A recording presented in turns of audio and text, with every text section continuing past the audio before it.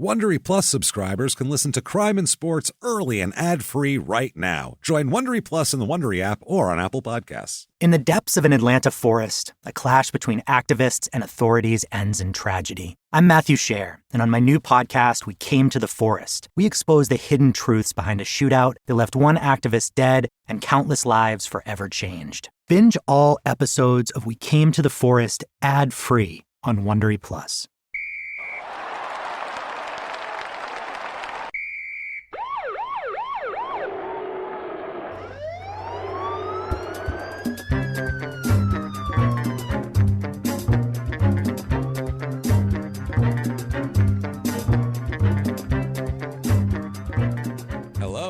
Welcome back to Crime and Sports. Yay! Oh, yay.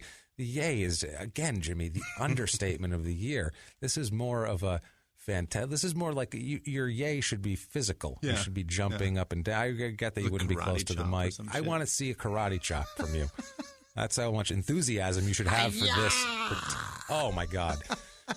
Wow. My name is James Pietragallo. I'm here with my co-host. I'm Jimmie Whisman. What a story do we have for you tonight. It is unbelievable. It's got a Christmas theme to it. Oh. Yes. Merry Christmas. Happy Hanukkah. Happy whatever the fuck the rest of you celebrate. I don't know. Whatever Muslims do to give each other presents. I have no goddamn idea. If that takes place now, whatever merry you do that to you. Give each other. Never mind. It doesn't matter. Going to be mean. Yeah, well, let's not be that. Let's not. We're only a couple minutes in. Let's wait. Let's wait to be mean because we have plenty to be mean about. This story tonight is possibly the scummiest thing anyone has ever done. I'm not even joking around. It's hard. When you hear about what he did, you go, "Oh, that guy can't walk around anymore. We can't have him in society. He's one of those people." Yeah. And the things he does around it are ridiculous. Terrific. So he's either doing horrible crime or making a complete fool of himself in as public a way as humanly possible. It's amazing. I mean, you will feel the spirit of the holidays today. I'm going to tell you, Jimmy, you're going to feel it. You're going to feel it in your bones. We're going to deck the halls. We're going to deck something today, Jimmy. I'm going to tell you because this is a wild tale, tale. Before we get into that, just want to thank everybody for their iTunes reviews this week. We got a bunch, and it helps so much. It helps us get new sponsors, which we had a new one come on board this week. Helps us move up the rankings. It means the world to us. Please get on there. I know it takes 30 seconds. New listeners, old listeners, give us 5 stars. Tell us you're following instructions. Give us some inside jargon, whatever you want to do. But it helps us tremendously. So if you want to help us out, that's a great way to do it.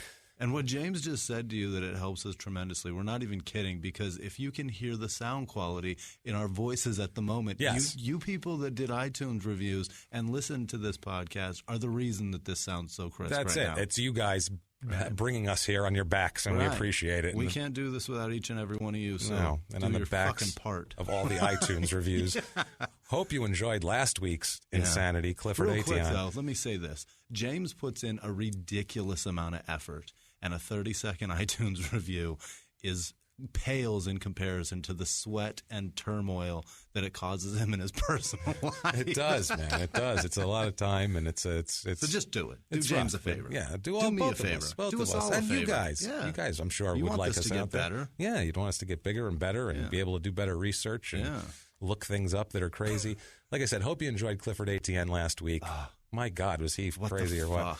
I had a lot of fun with that one for some reason. It was a lot. I enjoy fighters, and I enjoy boxing. I'm a boxing fan, and so I enjoy that whole aspect of it. I got messages about how ridiculous we are because I tend to agree with you that boxing is it's a fucking way more of a sport than MMA is, and you believe that any MMA fighter would be crushed into oblivion if they fought a boxer, and I agree with you. And I got so many texts from so many people, especially Jack Preston in Ohio, telling me that we're fucking lunatics. Okay, put it this way.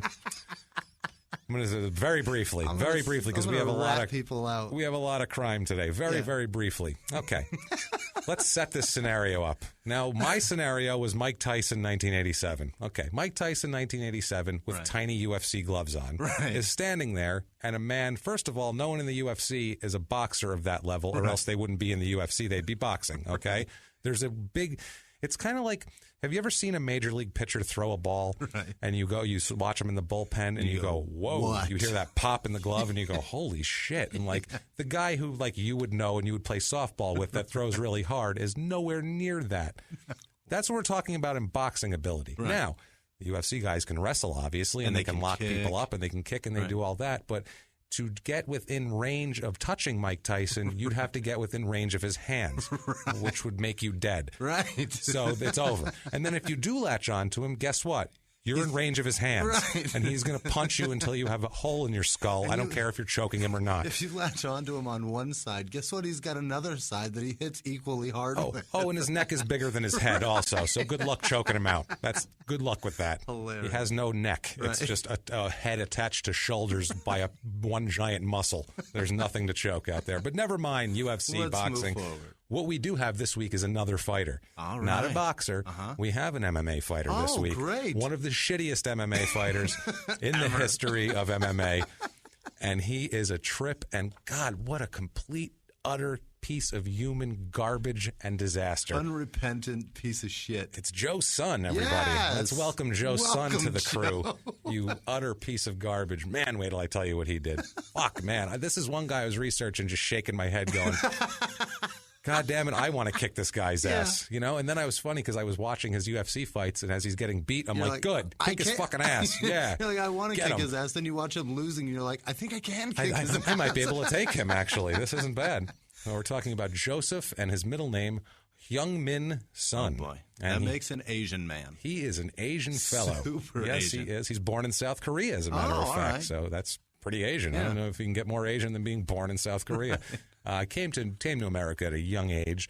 Not a lot is known about his early life. Now, I hate this, and I tried so hard to find Koreans are secretive as fuck. I guess so. He didn't. Not just the North. No, and I mean his childhood, his family. There's not a lot out there because what he did was one of those things that was so horrific that no one cared about anything else. Not even like I look at your family life, kid, mother, sons. There's a mother, brothers, sisters, something. There's nothing there really to find. Nothing really to find. The only I had to piece together pieces of his high school from later on because that's not even out there. He moved to California. Okay. He lives in California. When he fights, he says he's out of Huntington Beach, California. And I think that's where he lived. He went to high school around there also and met another complete scumbag that he'll do some things with later on. All right. In high school, I guess, from what I understand, he was kind of a gang-type kid. Kind of a gang member type kid. He claims some connection with the Sons of Samoa later on, the gang in L.A. Weird. Yeah, weird because he's not Samoan, number one. That would be first of all. Right. I don't know if he was just telling people that because he's like, I'm vaguely Asian. I'll just say I'm Samoan, and they don't fucking know. They'll buy it. Korea doesn't get as much respect as Samoans do on the street. No, and he's real stocky, too. This guy is 5'4". Really? 5'4", Joe's son is. He is a tiny man. What? He's 235 pounds. Holy shit. So that is a stocky cat. It's a rotund son of a bitch. Yeah, and back in the day, too, he wasn't even that fat. He was just a real stocky, thick. He has a giant head on him. His head looks like it weighs 40 pounds. Like, that's an extra 4. You take his head off, he's 195. You know what I mean? Yeah. Like, he's really, really... Joe's son, and he's the size of the sun. He looks like the sun. And his head now, it's getting bigger in his old age as we look at him, and it is the sun. It could block out the sun with his head. I'm telling you. So the solar eclipse. Absolutely. So he's hanging around Huntington Beach, and he's hanging around in L.A. in general and out there. And we have a little incident that happens. We won't get into because we don't know who does this incident. For a long time, but there's an incident that happens on Christmas Eve. It's a Christmas connection, and this was not on purpose, but it was a complete accident. And I'm researching, and I'm going, holy shit, this happened on Christmas Eve. Hey, Christmas-themed episode. All right. Look at us. Happened on Christmas Eve, and it is not a virgin lady pregnant 9 months walking into a manger. No. Mary had a much better night on Christmas Eve than this particular young lady. Much different event. This poor young lady. There's a 19-year-old girl involved here. A 19-year-old woman.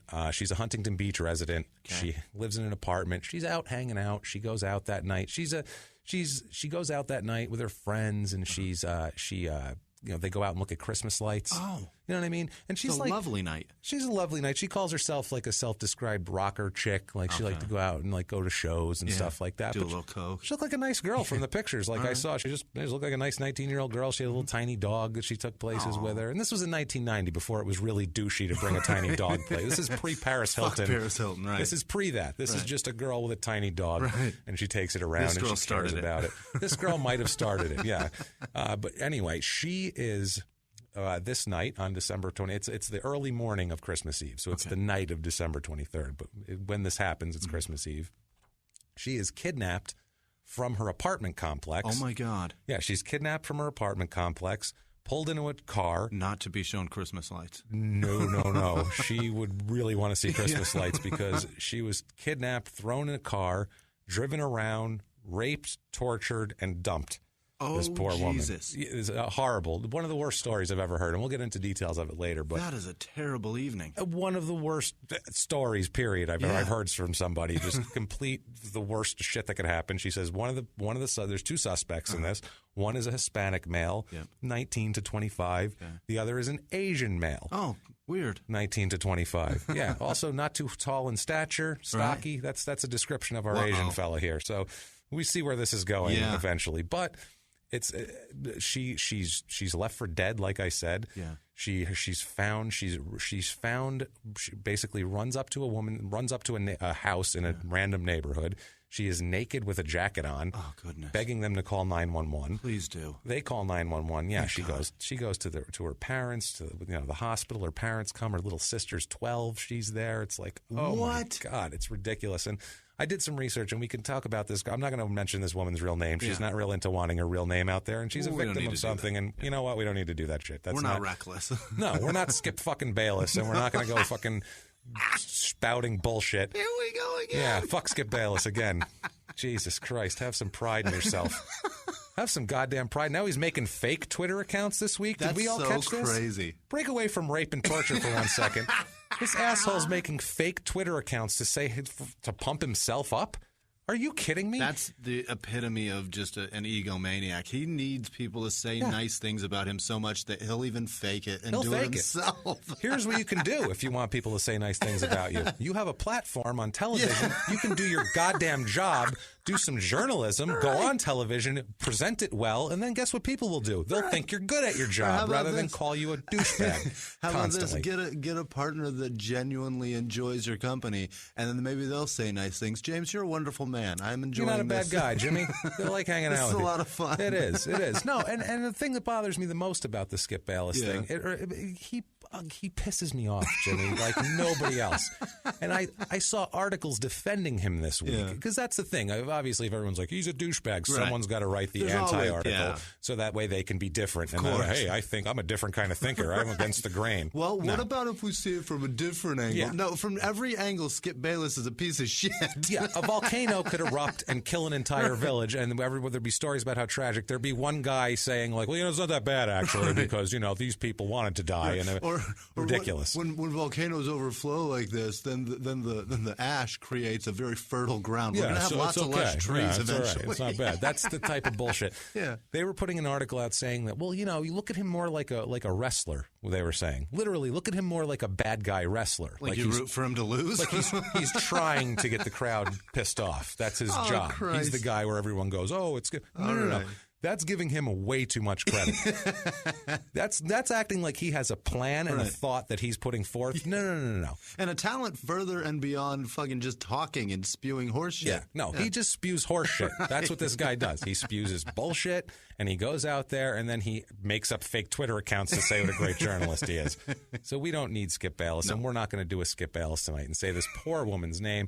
She's taken to the hospital. Let's get back into the rape, Jimmy. This is a horrible thing here. That was the greatest. Fucking Skip Bayless. Every time with this guy.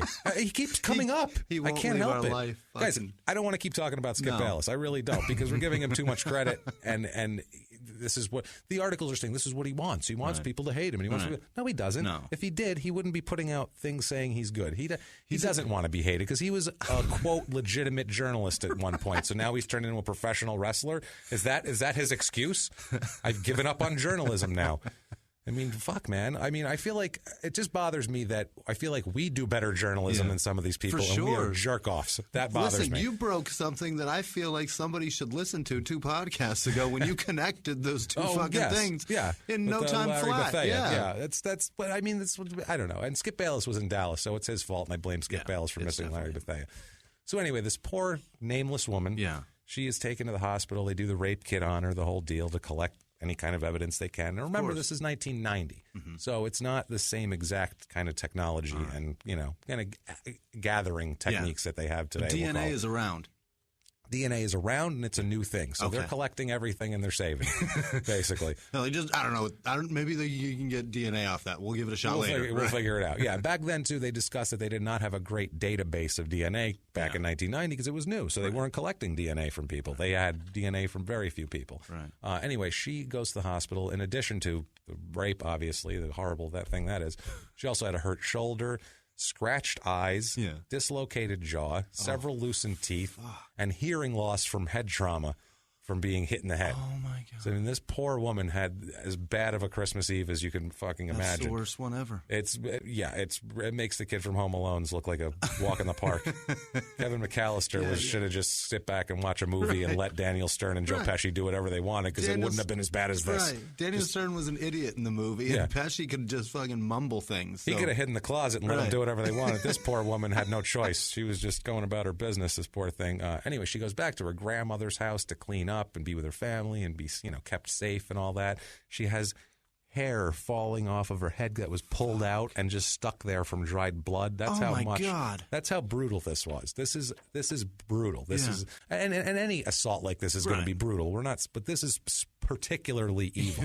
This one because it was sadistic, and we get into it later. It's they were wild. Fucking hoping that she would just die. No, I'll tell you what happened later. But there's a detective, Don Howell. He worked the case originally. Obviously, the police were anxious to catch these two. I would hope so. These two people, but judging by the violence, you'd think, we don't want them out there. They're probably going to do this again. Yeah, exactly. I don't want a repeat of this bullshit. Yeah, I mean, she goes in, she makes sketches with the police artists, and they make sketches of these two. They release the sketches, trying to find something. Gotcha. They find nothing. They had physical evidence collected at the hospital. They had the jacket of one of the assailants also. Oh, shit. They had that, which is a piece of evidence, but not too much physical evidence off of that, but it was a circumstantial kind of a chunk of something. The victim tells police that she heard them talking about the Sons of Samoa gang, and also that they carved SOS on one of her butt cheeks. Get out of town. Yes. They fucking branded her forever. This is what I'm saying. This is how horrible this is. The whole thing. Now, police were confident with all of this evidence. Real quickly. Yeah. That's a fucking... I hate to make fun of this, but... But you're gonna. I know you're gonna. Here's my point. It's just that they were talking about a gang while they're raping a girl. Yeah. That gets you off, bro? Talking about your homies? Is that what it is? I think possibly that Little was... Joker's going to be so impressed, eh? What the fuck is that? I think it was probably a divert. I think it was probably trying to trick her, possibly, but we don't know. Intimidate her and let her know that they're a part of that or some shit. Possibly, Gotcha. We can't. We'll see. We'll lay it all out later and see how it goes. But there's a lot of different options. That's just for what this. I saw whenever you said they were talking. Yeah. I'm like they were talking like high five. Why would you do that? Right. Like, why would you be like, Sons of Samoa, bro, and like high five and shit? That'd be weird. Little Snoopy's gonna be blown away when he hears about this. But these guys were such scumbags; they might have done that. That's I wouldn't put that past them. That's how big of pieces of shit these people horrible. Are. This woman, she is completely traumatized. Of obviously, course. her life is destroyed after this. She can't, she can't do anything without being scared. Yeah, and obviously, I don't blame her. She's traumatized. Want to go to the grocery store. No, she's traumatized. The police. Christmas lights are fucking ruined. Oh, she never wants to see a Christmas light again. She never wants to see a manger scene as long as she lives. Take those icicles down now. Baby Take them Jesus. down. Yeah, goes around just setting a flame to Christmas trees. Get out of here. She avoids the mall for like a good month and a half, 2-month period. Oh, Jesus. From Halloween on. So the police work the Sons of Samoa lead for over a year. They go in, they get the gang unit involved. They go in, they try to interview these people. They try to offer deals of, hey, if you know who these guys are, you'll be in trouble soon since you're in a gang, you stupid fuck. So why don't you tell us, and maybe we can do something for you later. Stupid fuck. Well, obviously they're going to be arrested at some point and need to be out of it. So they're offering, they're trying to get these people. They have no luck. No luck, because they also don't have fingerprints. They don't have a license plate of this vehicle. All they have is the description of the men and physical DNA evidence. Right. That's it. And it's 1990. Right. People nowadays, if you're watching, it's, if a guy touched a doorknob, they're like, well, we'll swipe it. We'll get touch DNA. We'll get surface DNA. We'll do this. We'll arrest him tomorrow morning. That's it. Done. Everybody's on fire. It's not like that in 1990. When people think about it, during the OJ trial, the jury was skeptical about DNA evidence, and that was like 1995. Right. And they were still like, well, I don't know. I mean, literally, like they say 1 in 3 billion, but, right. Come on. What are the real chances? Yeah, they were like, I don't know. That sounds a little shady. So it's like, it was like, they were like global warming people, right. deniers, just like, I don't know. I know the oceans are rising and stuff, but I don't think so. I think it's okay. I think we're all right. That's good. It's sunny today. It's I'm not going to go buy a happening. Range Rover. Right. I think it's all right. I'm going to get a Hummer H1, I think. I think everything's going to be fine. Right. Now, so the police continue to investigate this. I hope so. They are. They're going through it, and this is a priority. Okay. And for a while, it was a priority for a couple of years. And while this is going on, we have Joe, back to idiot Joe's son here. Joe becomes an actor. Really? And he appears in several shit pile productions, just several of them. A few miles from the glass spires of Midtown Atlanta lies the South River Forest. In 2021 and 2022, the woods became a home to activists from all over the country who gathered to stop the nearby construction of a massive new police training facility, nicknamed Cop City. At approximately 9 o'clock this morning, as law enforcement was moving through various sectors of the property, an individual, without warning, shot a Georgia State Patrol trooper. This is We Came to the Forest, a story about resistance. The abolitionist mission isn't done until every prison is empty and shut down. Love and fellowship. It was probably the happiest I've ever been in my life. And the lengths we'll go to protect the things we hold closest to our hearts. Follow We Came to the Forest on the Wondery app or wherever you get your podcasts. You can binge all episodes of We Came to the Forest early and ad-free right now by joining Wondery Plus. In the 1980s, a rosé swept the country. Hey, Mike, I really like this White Zinfandel. Well, good. Now put it down. I'm going to try another one. White Zin became America's top-selling wine. But most don't know that this sweet drink has a sour history. What began in 1986 with counterfeit bottles, a big fraud, a multi-million-dollar fraud, sent investigators chasing one of the most powerful families in the business, the Licciardis. But the closer the feds got to them, the more dangerous things became. It's a story of deceit. At the time, I was paranoid. Threats. You touch my kids, I will kill you. And murder. With a .22 caliber bullet to the head. What started with a scheme to mislabel wine spilled into a blood-soaked battle for succession. Welcome to Bloodvines. You can binge listen to Bloodvines exclusively and ad-free on Wondery Plus. Join Wondery Plus in the Wondery app, Apple Podcasts, or Spotify. 1993, he appears in a TV show called Reasonable Doubts. I've heard of that. It ran for 2 seasons. Okay. It stars Mark Harmon and Marlee Matlin. Yes. Listen to this description. Marlee Matlin's why. That's why I'd heard of it. This description here is, I love I have a book that has... If you're overseas, Marlee Matlin is a deaf woman. She's a deaf actress. She's a great actress, too. She's deaf. But she's deaf as fuck. Yeah, and you can tell she's deaf. Like, she can't hear shit. She can't say shit. Yeah. Right. She's not passing at all, no.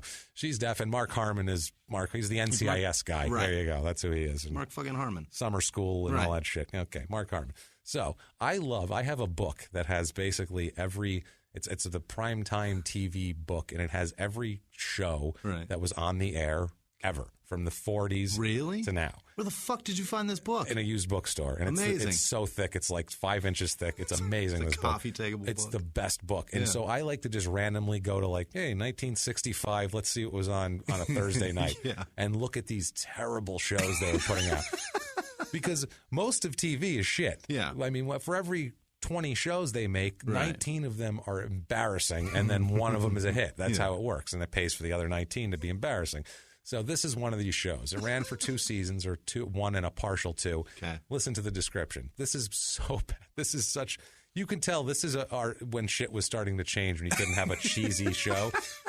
It's all right. Quote, a drama about the working relationship between DA Tess Kaufman, a prosecutor sensitive to the rights of the accused, and hard-charging gruff detective Dickie Cobb, an old-fashioned cop with the bust the perps attitude. Jesus God. That is the IMDb fucking just that they sent that out to the press to put in the paper and said, not make just that, them. that's us. At all the casting, they told each person trying out for the lead role that that's what they were, and they had to go in there and talk like fucking Humphrey Bogart. a hard charging gruff detective, Dickie Cobb. Yeah, I'm Dickie Cobb. That's Mark Harmon. When you look at Mark Harmon, you see hard-charging, gruff detective. Back then? No, he was the summer school guy still back then. Right. But yeah, that's the shittiest TV show I've ever heard of. The guy that was banging a 17-year-old, or had a 17-year-old coming on to him. Unreal. In that movie. And so funny, the picture, like the poster or whatever it is them like hugging Marlene Matlin and Mark Harmon. I'm like, come on, what is it? What are we looking at here? Son played he was in the Thank God It's Friday episode, was the name of the episode in the second season. He played Mr. Lee. Yes. So an Asian. It's a big stretch for him. Yeah. As we'll see throughout much of his acting, he has a lot of range, as we'll see. He plays everything from Asians to Asians that fight. It's Asians that don't fight to Asians that fight. He's very Asian. He hooks it up. 1993, same year, he appears in another movie, Army of One. Army of One, starring Dolph Lundgren. Oh, boy. Army of One, starring Dolph Lundgren. 5.7 out of 10 stars on IMDb. It's a damn good movie. Wait till you hear the description. It sounds top. It's so convoluted. Like, it sounds like somebody had like a fever dream and woke up and was like, "That's a movie. I'm just writing. Fuck it." And they sent it off, and Dolph Lundgren said, "Yeah, why not? I do that. Why not? I got nothing since the end of Rocky. Fuck it. I haven't done. I got He-Man, and then that's it. Yeah, that's all I got." Quote, here's the description. Quote, "A framed prison escapee unknowingly kidnaps a female cop en route to rendezvous with the corrupt cop who put him behind bars." I'll do it. I'm Dolph Lundgren. He played Joe Son in this, played Chinese gunman number 1. Perfect. Once Chinese. Again, the range. He's like, "I'm Korean, but I think I can make it work. I've got so much range. I can go from Korea to China. I can make never it work. know the difference. I can make it. If we're going to get into like Laos or Cambodia, I'm sorry. I got to tap out on that. I don't think I can pull it off. But mainland China, I think I can work it. I'm in. Yeah. Not Hong Kong, though. No. So he continues. This is another movie in 93. He had a good acting run in 93. 93 was his Jordan year. It's shit money, it's shit things he's doing, but he's in there. He appears in another movie called Shoot Fighter, Fight to the Death. Shoot Fighter, Fight to the Death. What does that even mean? It's 5.4 stars. This sounds like it's not American. All right. All the people in it I couldn't pronounce any of their names. Perfect. So I don't know. It's like the credits of Mario Brothers. It's kind of like that. All different. I don't even know. They weren't even all like Japanese or Chinese. They weren't all Asian. There was just everything in there. I didn't know there was Z's and slashes through letters that shouldn't have slashes through them. I don't know what the hell these people X's are doing. Next to H's. Wrong. Just super wrong. Here's the description of this one. Quote, "Nick and Ruben are hoodwinked into a shoot fighter, no holds barred to the death martial arts match by the evil Mr. Lee, who has a grudge against world champion shoot fighter and teacher of Nick and Ruben, Shingo." Okay. That's the description. He was Lee, obviously. No, he played Chang. Evil Mr. Lee probably had lines and shit. Chang was just like a stocky Asian guy standing next to him. I assume so, yeah. It's insane. So this is another big movie, Shoot Fighter. Hollywood is so... Yeah. Hollywood's so clever with their fucking names, too. You look like a Chang to me. This is not Hollywood. This is definitely not Hollywood. I don't know where they made this, but I assume... Hollywood, Nebraska. Yeah, I assume it's like a Japanese production done in Croatia. Right. That's what I picture in my head. Or Hollywood, Florida. Something, yeah. Maybe that. It was made in the lobby of Planet Hollywood in Vegas. Now, 1994, another movie. All right. 5.5 stars on IMDb, another piece of shit movie called Blood Fist 5, Human Target. Blood Fist. That sounds like the worst porno ever. That's fucking terrible. I do not want to see Blood Fist 5. It's either a porno or another Van Damme movie. A Van Damme movie. Steven Seagal, some horse shit like that. It's a snuff film, probably. No, but this movie stars Don the Dragon Wilson. Really? It does. How about that? The description has it right in there. The description is... Fuck yeah, it does. Don the Dragon... They are selling this one. They're like, we have somebody. Shit. I'm surprised they didn't put Dolph Lundgren in the description earlier. Don the Dragon Wilson struggles to regain his memory, not knowing who to trust or even which side he's fighting on. Oh, my God. He's just wandering around beating the shit out of people, apparently. That's this movie, I'm sure. He's just got a blood fist for everybody. He's wandering around, not knowing where he is. A guy pops up, and he's like, blood fist, and he knocks him out. That's all it is. Joe played Beefy. Is his name in that? He finally got a Asian sounding name. That's good for him, right? But for all just defending them, it was probably beef and broccoli at first. Yeah, and he was like, "Come on, guys, can we not?" They were like, "Let's give him." Don the Dragon Wilson was like, "Look, we pretend I'm Asian, okay? Right. Let's not offend them more. Right. Let's give him a name that's not completely Asian." Now, this crazy son of a bitch. In addition to acting, this is when he starts getting into fighting. All right. Like actual fighting, MMA fighting. Legit fighting. Yeah. Matches and all that shit. Yeah, and he's a fucking lunatic. Really? He's really into the showmanship aspect of it. Like, if he was taller, he'd be a wrestler, I think, I feel like, because that's what his ring entrances are batshit. Really? They're nuts. Like he's doing backflips? They're nuts. Well, first he was managing another guy. Oh, like he was coming to the ring like another guy second. It was weird. He was managing a guy, and while he's managing this guy, all he does is give out Bible quotes. What the fuck? Everything is Jesus this, Jesus that. He found religion before prison? He found religion before prison, and it's complete horseshit, because we'll get into more, but I was watching this. I found like a UFC, like a promo video for him back in the day. Like, I don't know why they were doing a promo video for him. We'll get into what a terrible fighter he was, but in this promo video, they show him doing a promo for a fight, and here is what he says in their own words. This is his version of "Come see me fight tonight." In their own words, quote, "The Lord said, not by my might or my strength, but with my spirit, said the Lord. You guys will see the spirit of the Lord Jesus Christ tonight." Wow. You're going to see the spirit of Lord Jesus Christ tonight when I kick that guy's face in. What the fuck is he talking about? That sounds like a very religious mother somewhere that's about to spank their child. No, he's a stocky, mean-looking Asian man. Yeah. Just, look, it's very weird. Who starred in a movie with Dolph Lundgren. You might have Dolph Lundgren's phone number. That's got to be odd. That's a guy you want to prank at like 2 in the morning. You want to just send him random texts. Pictures of your dick. Yeah. Just to see how he reacts to it. Just pictures of buttholes, constant buttholes. Just to see how he reacts to it. I'd like to know how Dolph Lundgren reacts. Stand outside and just see if a phone comes flying through a window. Yeah. Another butthole. Baby, who's texting you at this hour? I don't know, but it's another butthole. God damn, why? Why all the buttholes? I think this one's Asian. I'm not sure. How can you tell? I don't know. I can tell. I'm good. It looks yellow. I'm Dolph Lundgren. That's how I can tell. He has an accent, fun. But I'm going to talk like that anytime Dolph Lundgren comes up. That's damn good. Excuse me. I'm Dolph Lundgren. So he finally makes his UFC debut. He's fighting in the UFC for his first MMA fight. Wow. Yeah, not bad. December 16th, 1994 at UFC number 4. All right. So what are they up to now, Jimmy? Like 130 or something? It's ridiculous. This is 4. So this is the beginning of this shit. This was when UFC was not popular. Yeah. It wasn't on TV. Yeah. This was when UFC was considered like a glorified tough man contest. Right. Before now it's a sport. You know what I mean? And it's impressive. It's, it is what it is. It's a great sport. Now it's not. Generates a fuckload of money. A fuckload of money. Now it's not such a. This is the earlier days. They got gyms in every town in this country named after it.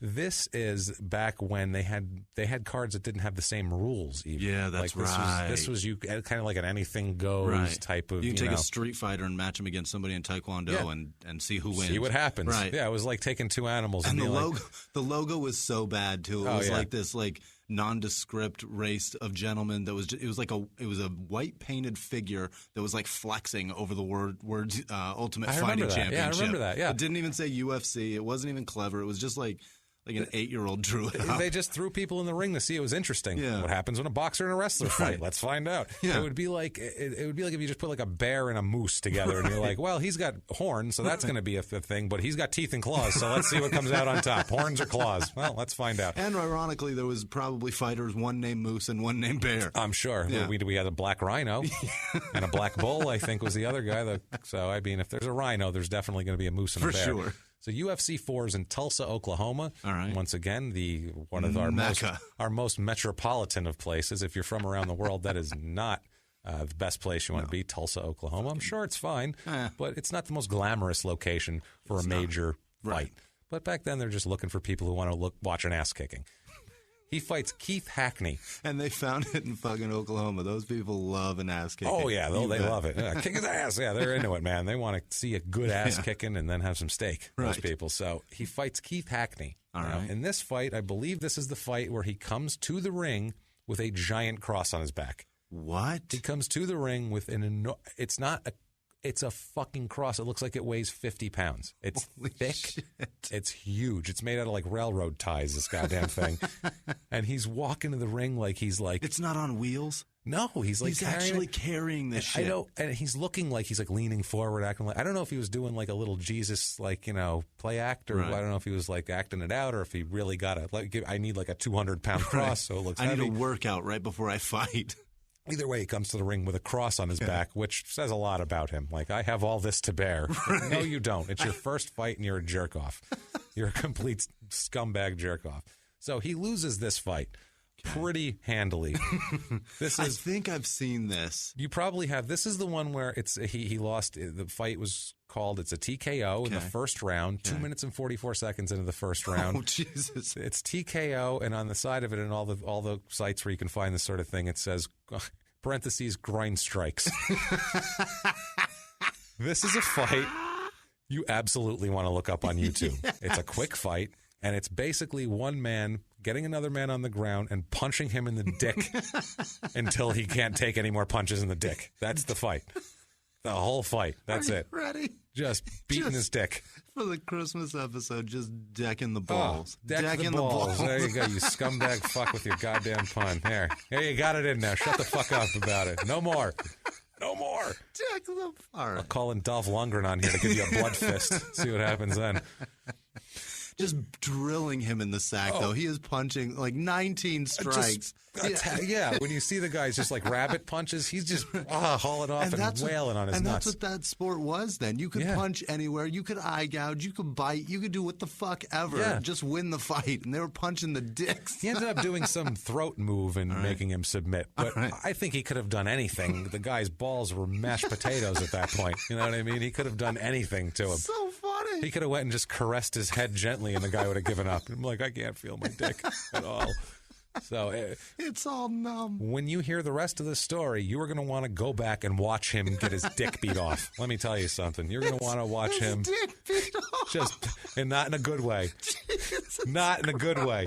You're going to want to watch his dick get kicked right off his body when we're done with this shit. But it hurts.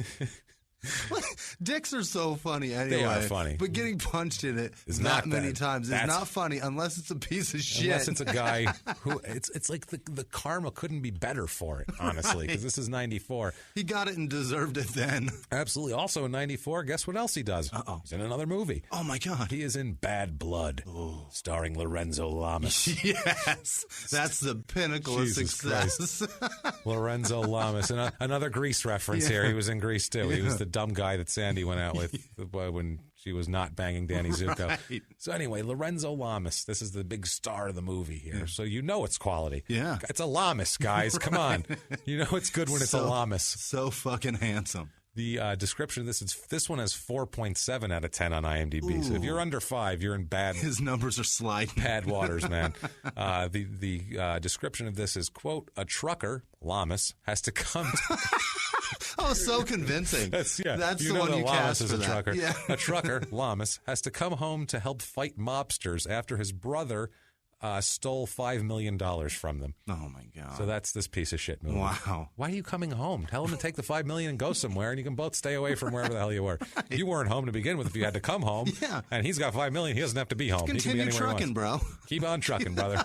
Come on, give me that horn. You can do it. Stop at a Love's and pick up a new hat and say, fuck it. Keep going. That sounds like such a 70s movie, too, doesn't it? Like the trucker's got to come home off the road to help his brother fight the mob. What's the toughest person you can think of that would fight the mob? Charles Bronson? No. Chuck Norris? No. A trucker. I'll bet Dolph you that's... Lundgren? No. Lorenzo Lamas. That's the guy. Score. He played a character named Chang again in this. Wow. No, that says two Changs. Yeah. And separate franchises. Separate franchises. This is not like he was, revising a role. Right. It's not what was that? It was it's Shoot not part Fighter. 2, right. Shoot Fighter, Fight to the Death. He also played Chang. No, but there is a second Shoot Fighter that we'll talk about soon. Really? Oh, yeah. July 16th, 1995, he has a kickboxing match. Oh. He fights kickboxing. He's going to figure out how to do that now. He's like, let me give this a shot. It's in Nagoya, Japan. It's against Nobuki Kikuta. Okay. And he is apparently a veteran kickboxer and a well-respected kickboxer. From what I've dug up on him. I don't know a lot about Japanese kickboxers, but I did some research on it. This one here, I watched this fight in its entirety. And Joe comes in. He fights like... He's automatically, the crowd's booing the fuck out of him. Really? The other guy's kind of a legend, so it's fine. The other guy's got a rep, but they're booing him because of the way he acts. And this is in Japan, where you have to have a bit of humble. He comes in 100% American. He comes into the ring like Ric Flair, basically. He comes in. He's wooing. Yeah, he's acting a fool, and he's walking around. And they start the fight, and the guy's doing his bobbing like a stance, like you see fighters do.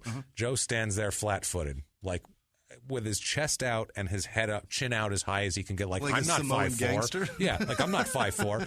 He's standing there like, I'm not afraid of you. Right. And he like walks after the guy like that, like with his hands kind of down. What? The other guy's kind of, doing his thing, and he just starts kicking the other guy. He's kicking him in the leg. Right. Son is kicking him in the leg, and he's acting like, you ain't shit, bro. Right. You can tell he's just got this air about him. He starts attacking. He goes in on what's his name, Kokuda. He goes in on him, and he's just wailing away with body shots and shots to the head. But he's just swinging wild shots, and this guy's blocking everything. He's got his hands up. He's not being affected. Right. And this is still the first round. Right. Joe comes out firing. Finally, this guy decides, I see an opening. Right. And starts lighting Joe up. And now, Joe actually knocked him down. Really? With a left. He hit him with a left and kind of knocked him down for half a second. The guy popped right back up again. Yeah, he hit him with a left, and he popped back up again. And then next thing you know, this guy's like, okay, I think I know what you're doing. And then he comes in and beats the shit out of Joe. Just punching and pummeling and kicking and just beating his fucking ass. Dick kicks. Yeah, it's a first-round knockout, it turns into. If you would have saw how cocky he was beforehand, you'd go, well, there's no way that guy's getting knocked out in the first round. He looks like he really has some confidence. Right. But no, he was just putting on his inner Dolph Lundgren and going out there and acting like he had something.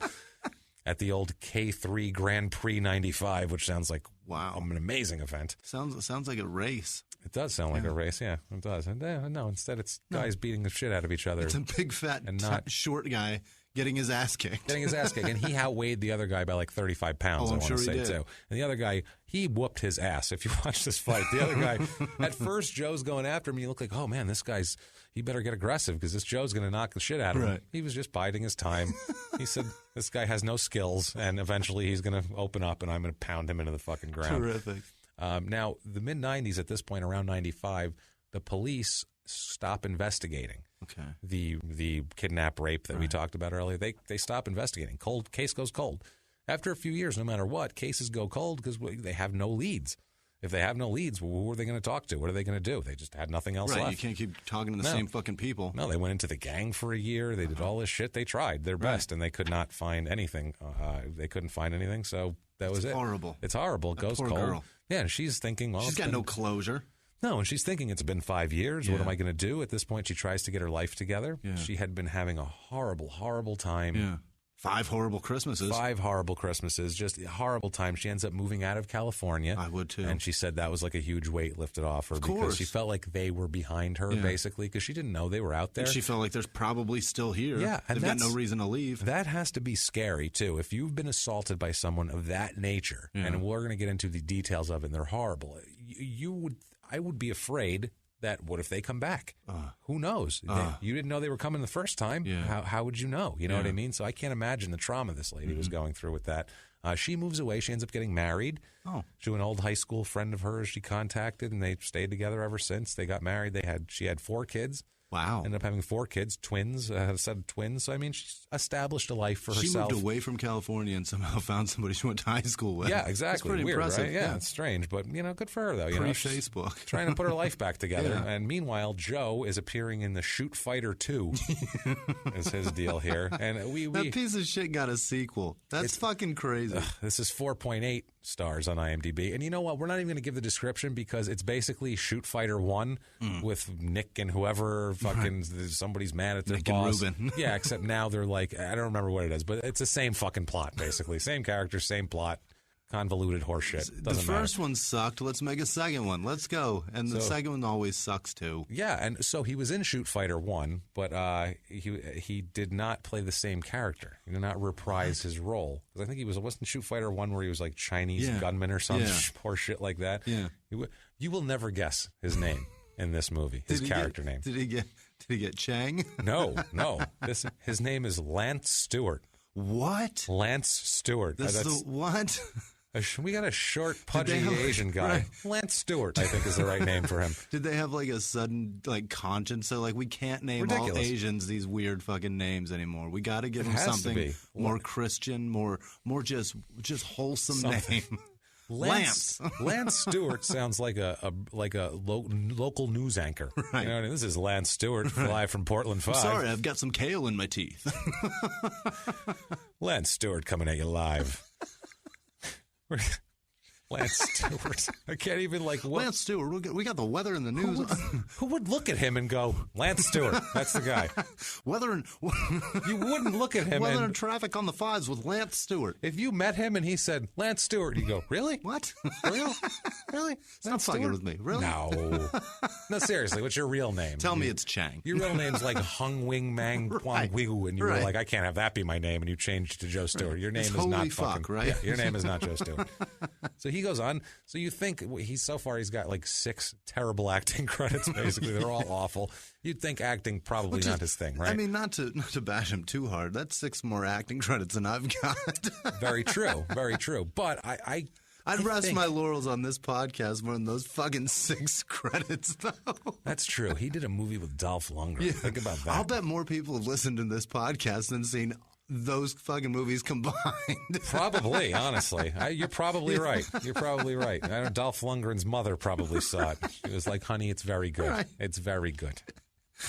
In whatever Eastern Europe or whatever Northern European accent she has. I don't know if they import those movies into fucking Japan or Korea. That's where he's from. Oh, all of these were released in Japan. They all had Japanese release dates on IMDb. Like they were like straight to video in America, and like Dolph Lundgren's coming to Japan, because in Japan, Dolph Lundgren, they look at him and they're like, oh wow, nobody here looks like Dolph Lundgren. It's one of those things. So he looks different. Yeah, it's a weird thing. But things turn around for Joe Son here. Okay, he's about to get a good bit of fame. Oh, even more fame than getting his nuts bashed in for 15 for a whole round. 1997, he lands a role in 97 lands a role in a huge blockbuster movie. Huge. No, we're not. No more Blood Fist. This is no more fucking, This is a great movie. This is Austin Powers. Oh, The Spy Who Shagged Me. Oh, in that Mystery, one. The first one. Yeah. The first movie he lands a role in. Now, unbelievable. Austin Powers, if you're too young to remember, Austin Powers was an enormous hit. Right. I mean, it spawned multiple sequels, toys, Halloween costumes. Beyonce got to act in one of them. It was the hit of the year that year. It was a gigantic hit, and he landed a role in it. Mm-hmm. He's the only Asian guy in the film, so you probably know which role he had. Don't really have to point him out. He played Random Task, right, which, as we all know, is a takeoff of the old Odd Job thing. Right. And in Bond, it was a hat, right? He'd take the hat off, and that was Tanaka, the wrestler, the old wrestler. It was Mr. Fuji's tag team partner. Right. We're going way old school on that. Job. But yeah, that was that guy. He looks very similar to him. He really does. They have a really similar look, so it was a good idea. But what does he do? He uses his fucking shoe. Exactly. That's him. He's Odd Job, except he's Random Task in this, and he throws a shoe, the deadly shoe. And it breaks a fucking a statue in the movie. Bust blasts its head off. Yeah, that's to show his prowess. Right. And then he ends up attacking. He can do that with a Bruno Mali. Yeah. He has a scene with Mike Myers where he chucks a shoe at him, and he blocks, and then comes over and chokes Mike Myers, and then I think Elizabeth Hurley hits him with a champagne bottle or something, right? He hits him in the face with it, and he goes, "Good God, man, who throws a shoe?" Something like that, yeah. And then he attacks him and chokes him, and then judo Elizabeth chop Hurley, and the champagne bottle, and that's it for him. And that's his moment. That's his 15 minutes of fame right there. It is, and it's a huge 15 minutes of fame. Listen, if I'm a fat Asian guy, I would die for that role. And he's saying, from then on, think about that, because when Austin Powers was made, nobody knew it was going to be a giant hit. Right. It was a lower budget movie. Yep. They raised financing a lot. And it was just a lot of dumb jokes, a lot of stupid stuff. Yeah. Mike Myers was not a huge movie star at that point. He had done So I Married an Axe Murderer and Wayne's World and shit like that. But he was on Saturday Night Live before that. So he had He was a star, right. but not a movie star. Right. He had never had outside of Wayne's World, which wasn't really him. It was the right. sketch was the whole deal. Outside right. of that, he had not. This was huge. This was what made Mike Myers right. a household name. Right. This was huge, and all the lines, hey, baby, you're gonna right. shag me and all that right. horse shit. How many Randy, baby? It's essentially why. It's essentially everybody in America's impression of him is basically us doing the English accent. We just lampoon that shit. How annoying was every single Halloween party that year? Just the worst. 97, the worst year for Halloween parties. Everybody with their bullshit chest hair out and yeah, that was terrible. So he's random task, but for him.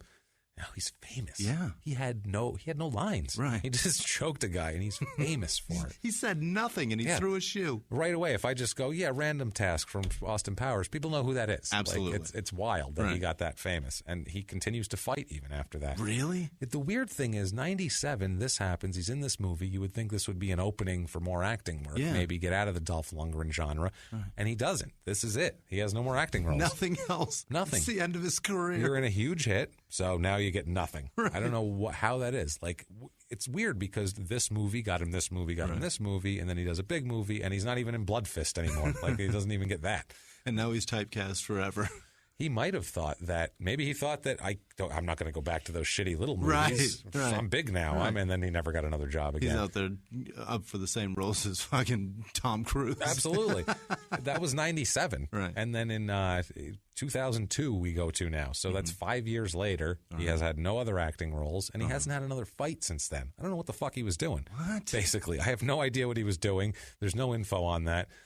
Who knows? Going around being a complete jerk off. He must is all have got I can imagine. shitload of money for that Austin Powers stuff. I doubt it. I'm sure he had something. I mean, I'm sure he had some royalties on DVDs or something like that. I mean, something it was on on the back end. It was on television 4 trillion times a week back then. I mean, TBS made their fucking living on Austin Powers for 3 years. So, and they do fucking marathons too. They do all of them right in a row. Yeah, they'd play the same one back to back. Or Austin Powers would end, and then Austin Powers would start right back up. You're like, what the fuck is going on?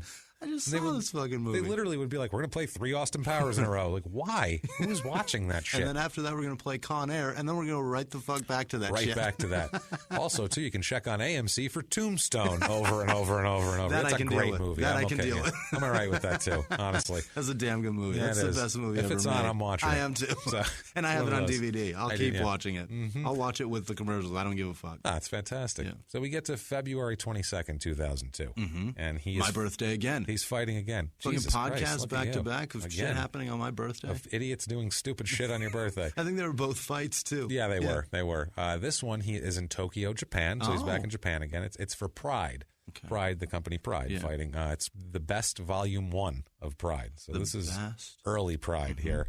He loses in 33 seconds in this one to Yusuke Imanara by submission. And I believe this is the fight where he dicks around for a few seconds, and the second the guy gets a hold of him and gets him down, he slides out of the ring and says he hurt his elbow and just leaves. Awesome. I believe this is the fight. He's like, I'm out of here. Fuck that. That's a great way to leave a fight. Yeah. He's like, that's enough to get paid, right? I went in there. He touched me. I can get paid for that. That clock was going, man. This shit's over. I'm going to fuck home. I'm done. I've had it. I'm out of here, man. So I got a call back in the morning for. I got a call back for Blood Fist 8, so I got to get down there. Now Lundgren's going to be there. It's important. I got to be in there. So that's what he's doing there. So now I think it's 0-2. Yep. If we don't count the kickboxing fight, we won't count that. In MMA, he's 0-2 now. All right. Next one, April 12th, 2002. So a couple months later, he's into it. It's in Los Angeles this time. So wow. His hometown. It's Extreme Pancration 2 is the name of the event. Pancration? Pancration. P-A-N-K ration, like ration. Wow. Why? I have no idea. 2. So there was one of them. Apparently it was successful enough to spawn a... Then again, there was 2 shoot fighter movies too. So really anything that's where I was just going. He fights Joe Moriera, and the time is listed at NA on everything. I'm not applicable. On Wikipedia, and I couldn't find a better definition for it. On Wikipedia, it said submission parentheses terror. What? So I think he ran away. It's not applicable time. I think he just said, never mind. I think he got in there. I'm made terrified. His whole I quit. and said, no, thank you. I'm going to go now. and just took off. I really believe that's what happened. Submission terror. I've never heard of that I've never before. Heard of that That's too. Crazy. That's one way to win a fight, You can terrorize people in the UFC. The other guy went, shit, didn't even have to break a sweat. Cool. He just went right back to the locker room and was happy, I'm sure. That's hilarious. So, you'd figure at this point, now the last 2 fights, he ducked out. When was that fight again? 2002, April 12th, 2002. April 12th, 2002. So a couple months later. It's 7 months or 5 months after 9/11. Yeah, absolutely. Is that the terror? Is that what terror I think did? so. I think he was very afraid. He was fighting Osama bin Laden is what he was doing. That's why. He was very afraid of him. Unbelievable. He was fighting Khalid Sheikh Mohammed. That was what he was. He said, oh, my God, that's a lot of body hair. That's and he a left lot the of ring. chest hair. I'm leaving. So you would think at this point they'd stop using him. You would hope so. He's had 2 Pride fights, and they were both embarrassing. Right. Absolutely embarrassing. The last one, it doesn't even have a cause of submission. It's just terror. I don't know what the hell. And the time is N.A. N.A., no That's time. insane. He took off. No worries. So the best of July 20th is the best of Pride, the best Volume 2. Okay. So he did so well in 1 that we got to bring him back for 2. You know what I mean? Out of the ring. He's already proven he's not part of the best. Right. So I don't know why he's in that. Can we stop calling it the best? Right away, yeah. I'm calling bullshit on that pay-per-view, and I'm not ordering it, I don't think. No. This is another one in Tokyo. You know what? If they called it the worst, more people would watch that. Like, I this really could be think good. so. Yeah, like this might be entertaining. This is going to be terrible. This is going to be awful. I love it. I love it. So this is in Tokyo. He fights Jakui Nakajima. So if I'm going to butcher in fucking Japan, all these names sound the same to me anyway. I don't know. Yeah, he doesn't make it a minute. He submits in 54 seconds. He's a hard ass. Said he had a shoulder injury and stopped. So I mean, he just doesn't want to fight. No, is what it is. He's just not interested in. He's not interested in taking an ass kicking. No, this guy. I don't feel like that's his strong point. He seems to think whenever he's down, it's just over. Fuck it, I quit. Fuck it, I'm leaving. Yeah. And then also too in these fights, he came out in one of the fights and he started wearing thongs to the ring. Perfect. He was wearing like a leopard thong. Yes. He's a short, fat Asian guy with a leopard thong on. Being honest, I'd pay for that pay-per-view. It's interesting. If they called it the worst and he came out in that, that's my money's worth. I'm in. Yeah. So now after this, he starts wrestling in Japan, which he should be doing. Yeah. And I saw his ring intro for this. He probably should have started at that first. Wow. Not worked his way down to it. Absolutely. I saw the ring intro for this, and it is amazing. Awesome. He is introduced as the Samurai Joe-san from America. The Samurai Joe-san. He comes in with like some Asian rap song playing. When I think rap, I think Asia. Now look, set the scene. Yeah. Okay, here he comes. He's wearing some crazy ass shorts. Yeah. He has got eye makeup on. He's got like silver eye makeup on that makes his eyes look weird. Yeah. Like this weird, like almost like wings he draws on his eyes. And he's coming to the ring to wrestle. Yeah. And he's got a microphone and he is intermittently rapping along with the song. Rapping Gangnam Style or some shit. Literally. Yeah, rapping. This is it sounded like if whatever Asian hardcore rap is, that's what he was like mean looking, like, yeah, I'm a blah, blah, blah, blah. I don't know what the fuck he was saying, but unbelievable. I have a pen. I have an apple. This was his ring entrance. He's singing Apple Pen as he's coming to the ring. You know it was. Now he's a wrestler, so he's trying to be a bad guy and trying to get booed. The only boos he got was when they said, "From America," boo. And the rest of them, they're like, "Oh, fuck this guy. Who cares? He's a little fat guy rapping. I don't care about him." And otherwise, they didn't like him. They didn't care about him. They're just like, "Who cares?" That didn't last very long. Now later on, when he's talking to someone. I have an in their own words about his fighting career, which is great. They ask him about, so I hear you were a fighter, blah, blah, blah. And he says, in their own words, quote, I lost all my fights. I was in UFC 4. I did Pride 2002, February and July. I lost both fights. I pro wrestled there for a little while. It was going good, but I didn't sign a contract. A lot of other shit going on. If it was going good, you would have signed anything they put before you, I think. You'd sign up for Blood Fist. You don't care. If it was going good, maybe you'd have won a fight. Like, that's not going well. No, it is not going well at all. It's terrible. It's about to go much worse for him at this point here. Now, in 2008, early 2008, he's arrested for vandalism. Okay. He apparently lost his mind, and he was mad at his ex-roommate and kicked in the door of his car. Okay. Like, kicked it in. Like, pretty good. He's a powerful little guy, and he knows how to kick. I mean, like we said, we're making fun of his lack of fighting skills. He'd murder both of us. You know what I mean? Like, he knows how to do shit. He's a badass. He just can't fight against people that are very well trained in fighting. Trained and skilled. And I can't imagine this guy's really keeps up on the training. I can't imagine him being like, I really got to put my nose to the grindstone and focus. He's just a jerk off, this guy. So May 16th, 2008, he pleads guilty to felony vandalism. He pled guilty? So guilty. So they I think they had him on film, I believe, on a surveillance tape. Yeah. So he pleads guilty to this, and he's thinking, look, I'm going to plead guilty because felony vandalism is one of those things where it probably carried like a 5-year sentence if you're convicted, or maximum of 5 years and whatever. So he was like, whatever, I'll plead, get 60 days in prison. Yeah. Like, whatever, who cares? I'll do this. This seems like a smart legal move, right?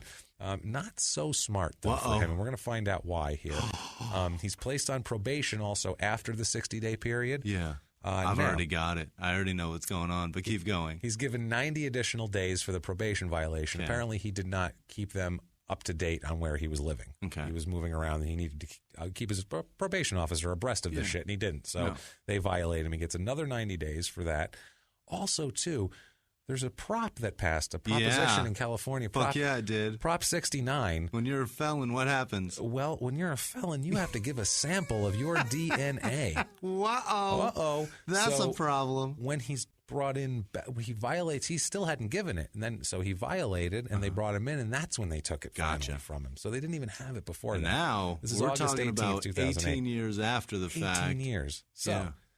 Basically, so now they've got a fucking registry. They got a bank of all kinds of people now. So he's in Orange County Jail. Yep. And he's sitting there. He's got his jumpsuit on, and there's a video of this. The orange one in Orange County. It's an orange one. Nice. And the police are discussing everything with him. Mm-hmm. And after the woman, there's a woman and a male officer. There's two. Gotcha. And the woman asks him about his fighting, and he gives him I lost all my fights, blah, blah, blah. And then a male detective chimes in here. Okay. And before we do that, I have one more in their own words. That's hilarious.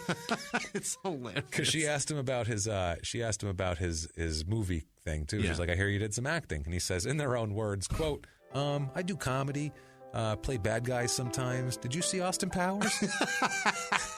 That's his pickup line. Yeah, I played a little role in part 1. I'm a professional MMA fighter. You can find me on Wikipedia, believe it or not.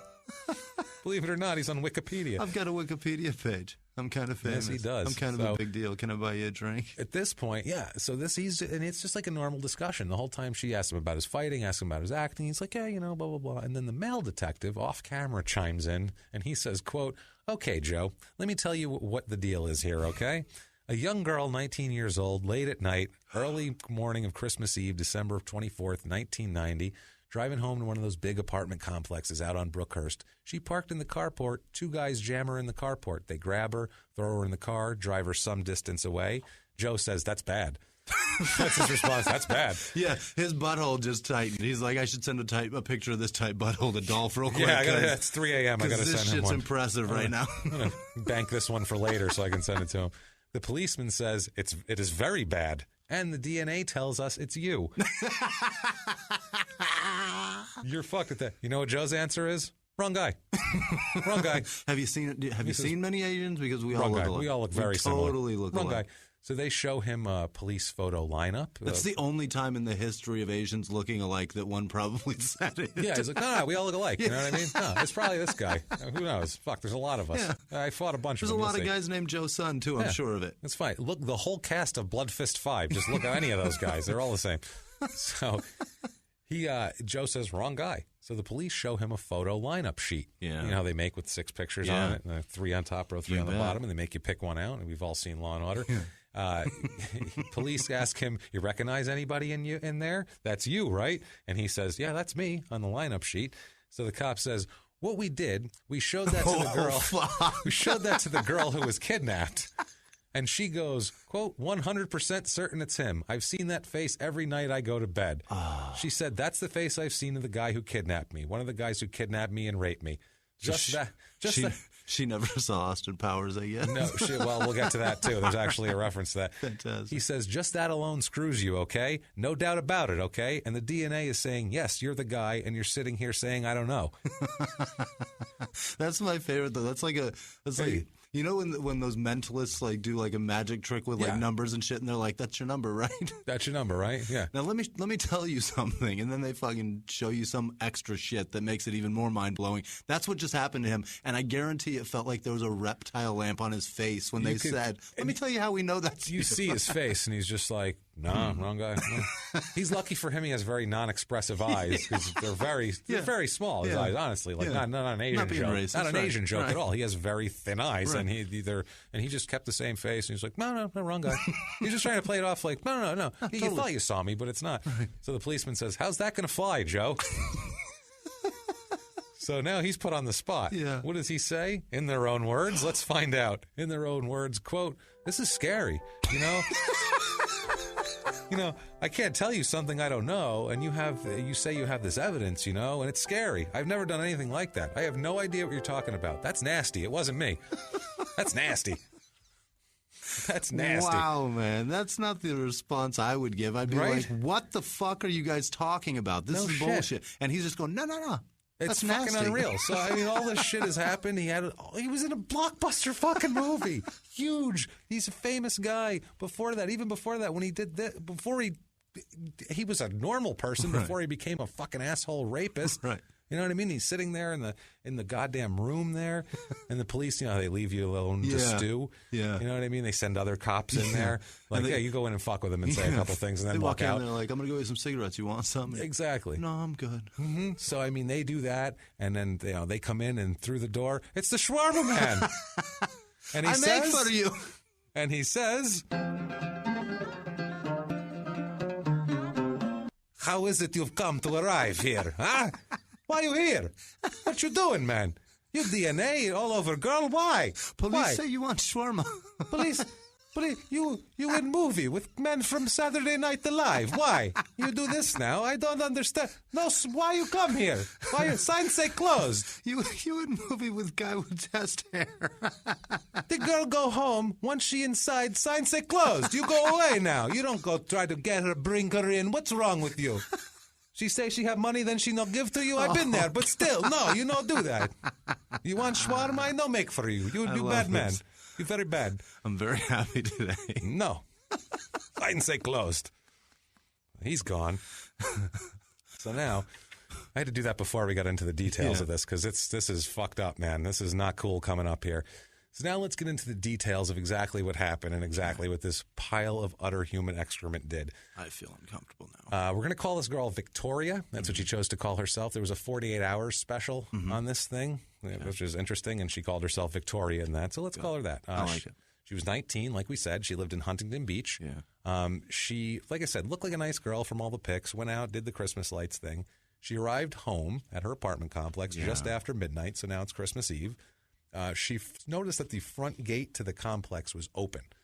That's not good. Apartment complexes that, out here in America, I don't know where they are all, but they're gated, and you go up and you punch in your little passcode, and they open, and then they close again, so people can't come in and, steal shit from cars and all that stuff. Or rape people. Rape and kidnap people. So she says, also, too, she pulled in, and all the cars have their own little carport, all connected, and the light over her carport was flickering. Those fluorescent bulbs when they get, they go on and off, and so we're setting a creepy scene right here. Absolutely. It's past midnight, open gate, carport flickering, young girl gets out. She says she heard a car coming into the complex when she got out. Okay. You know how the gates have the little bottom one of the gate that bump, you hear the tires when they go over? The gate actually rides on to close. The little rail or the whatever. It's a piece of angle, flex angle iron that the wheels roll on. Pretty much. So she says she hears that, and so at this point, too, she's got her little dog with her. Okay. Like we said, she's got a little dog. She tucks the little dog into her shirt because she said it was cold outside, and she took it for a walk. She got out of the car, walked around, heard the car come in. Dog did its business, whatever. I'm not sure. I don't have that good of research to find out exactly. Did it shit? Did it shit? I'm not sure if she picked it up or not. Okay. If she didn't, maybe this whole thing, maybe that's what this was over. Right. Maybe they're like, you pick up that dog shit. I don't know. There's going to be a problem. There's going to be a problem. Right. So anyway, she's got the little dog, tucks it into her shirt. She walks up on the sidewalk to go into her apartment and sees something run by a light. She's like, what was that? She didn't know if it was like a person, an animal. She was like, I don't know, whatever. She kept walking. Then she's approached by a man. She's approached by the Hispanic man. Yeah.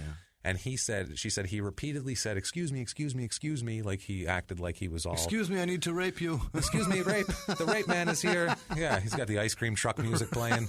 The rape man is here. Paletas. So he says, excuse me, I'm lost. Can you tell me where the beach is?